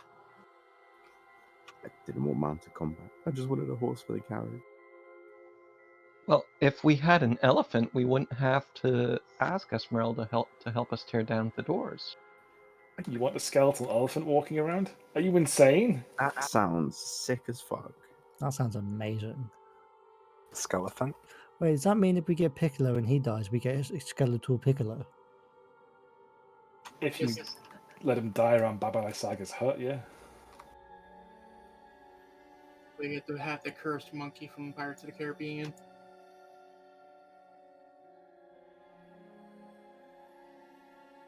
No cursed monkeys from Pirates of the Caribbean. And if you make a wish, do the fingers open and close? Bad. Alright, a dragon attacks the tower. You're dying. Hey, it's my buddy from that one thing. From the attack on the village. Don't spoil a different module. Thought you guys ran through it. Oh, I meant it's Blue Eyes White Dragon. 3,000 attack, 2,500 defense. Right. So the plan for next session is you're heading to Kresik early in the morning. Yep. Before we close out the session, is there anything that people plan on doing during the night? I know some people are wanting to keep watch, do windows. Anyone else doing anything in particular? Grunk's just going to sleep. Okay, so you can remove one level of fatigue, so you only have disadvantage on ability checks. I guess Moira is going to go through the process to ritual cast Find Familiar. That will not work in the tower. Oh, right. Oops. I guess she's just going to rest then. Gwen's going to try and see if there's anything that looks like it could potentially be useful in the fight against Strahd or his minion. In the tower, or? Well, in the top floor here, because she hasn't gone inside the cart. There is a strange smell in the top of the tower.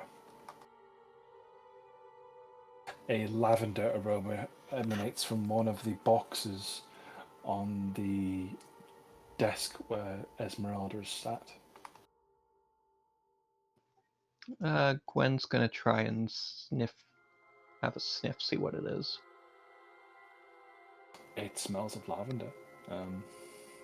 Quite pungently of lavender, as if it's trying to mask something.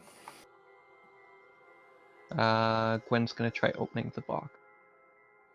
Esmeralda places a hand on top of yours and says, "You don't want to look in there." Gwen will inquire honestly, why not then? Why not? If it is something that can help us defeat Strahd, surely it would be of great benefit. It's not going to help anyone. It is a darker side of the monster hunting. Gwen's gonna try and persuade her. Okay. Nope. She shakes it and says, "You really don't want to look in the box." But what's in the box? No. Okay, Gwen will give a curt nod and go find a place to rest.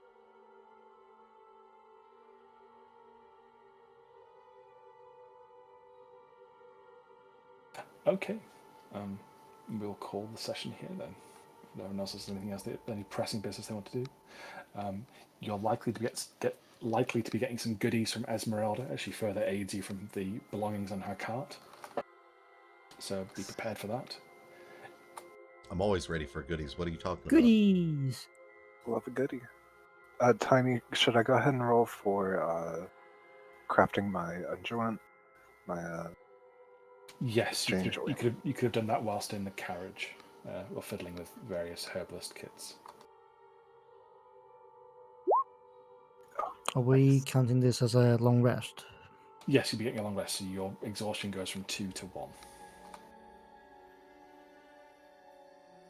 So you can all restore your HP to full and get your spell slots back. The nature of the bonus and the goodie you get from Esmeralda can be tailored from the list we've got already in the game, or you can get something to enhance or imbue an existing thing you have. I'm flexible in regards to that, so if you've got something you think thematically that you can benefit from a Vampire Slayer, let me know and we can work something out.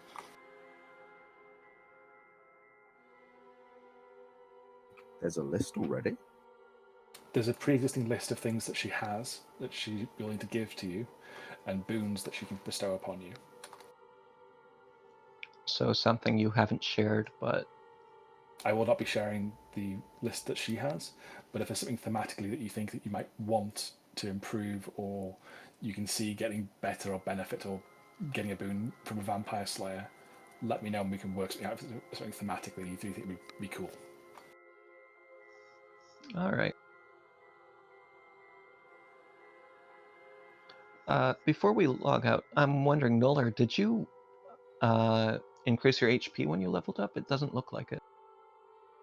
Yeah, it was 58 prior. I thought your HP was higher than Gwen's. Okay. I can double check, but I'm pretty certain I had it as it is. Yeah. Rep's got a record of what it was anyways. It's going to be easy to check. Okay. Are we all good for next weekend? Yep. Okay. We'll start off nice and early next week, and we'll get to the benefits of finding Esmeralda and saving her from the encroaching werewolves, and get you onto Kresik and maybe see Baba Lysaga. Did you actually make a list somewhere? There's a list in the game of what she can give you. You don't get to see it. That's why it's not the best list in the world. I'm not very impressed with it. So I'm saying, if you want something that's tailor-made, we can work something out in DMs. Oh, I got you. Okay.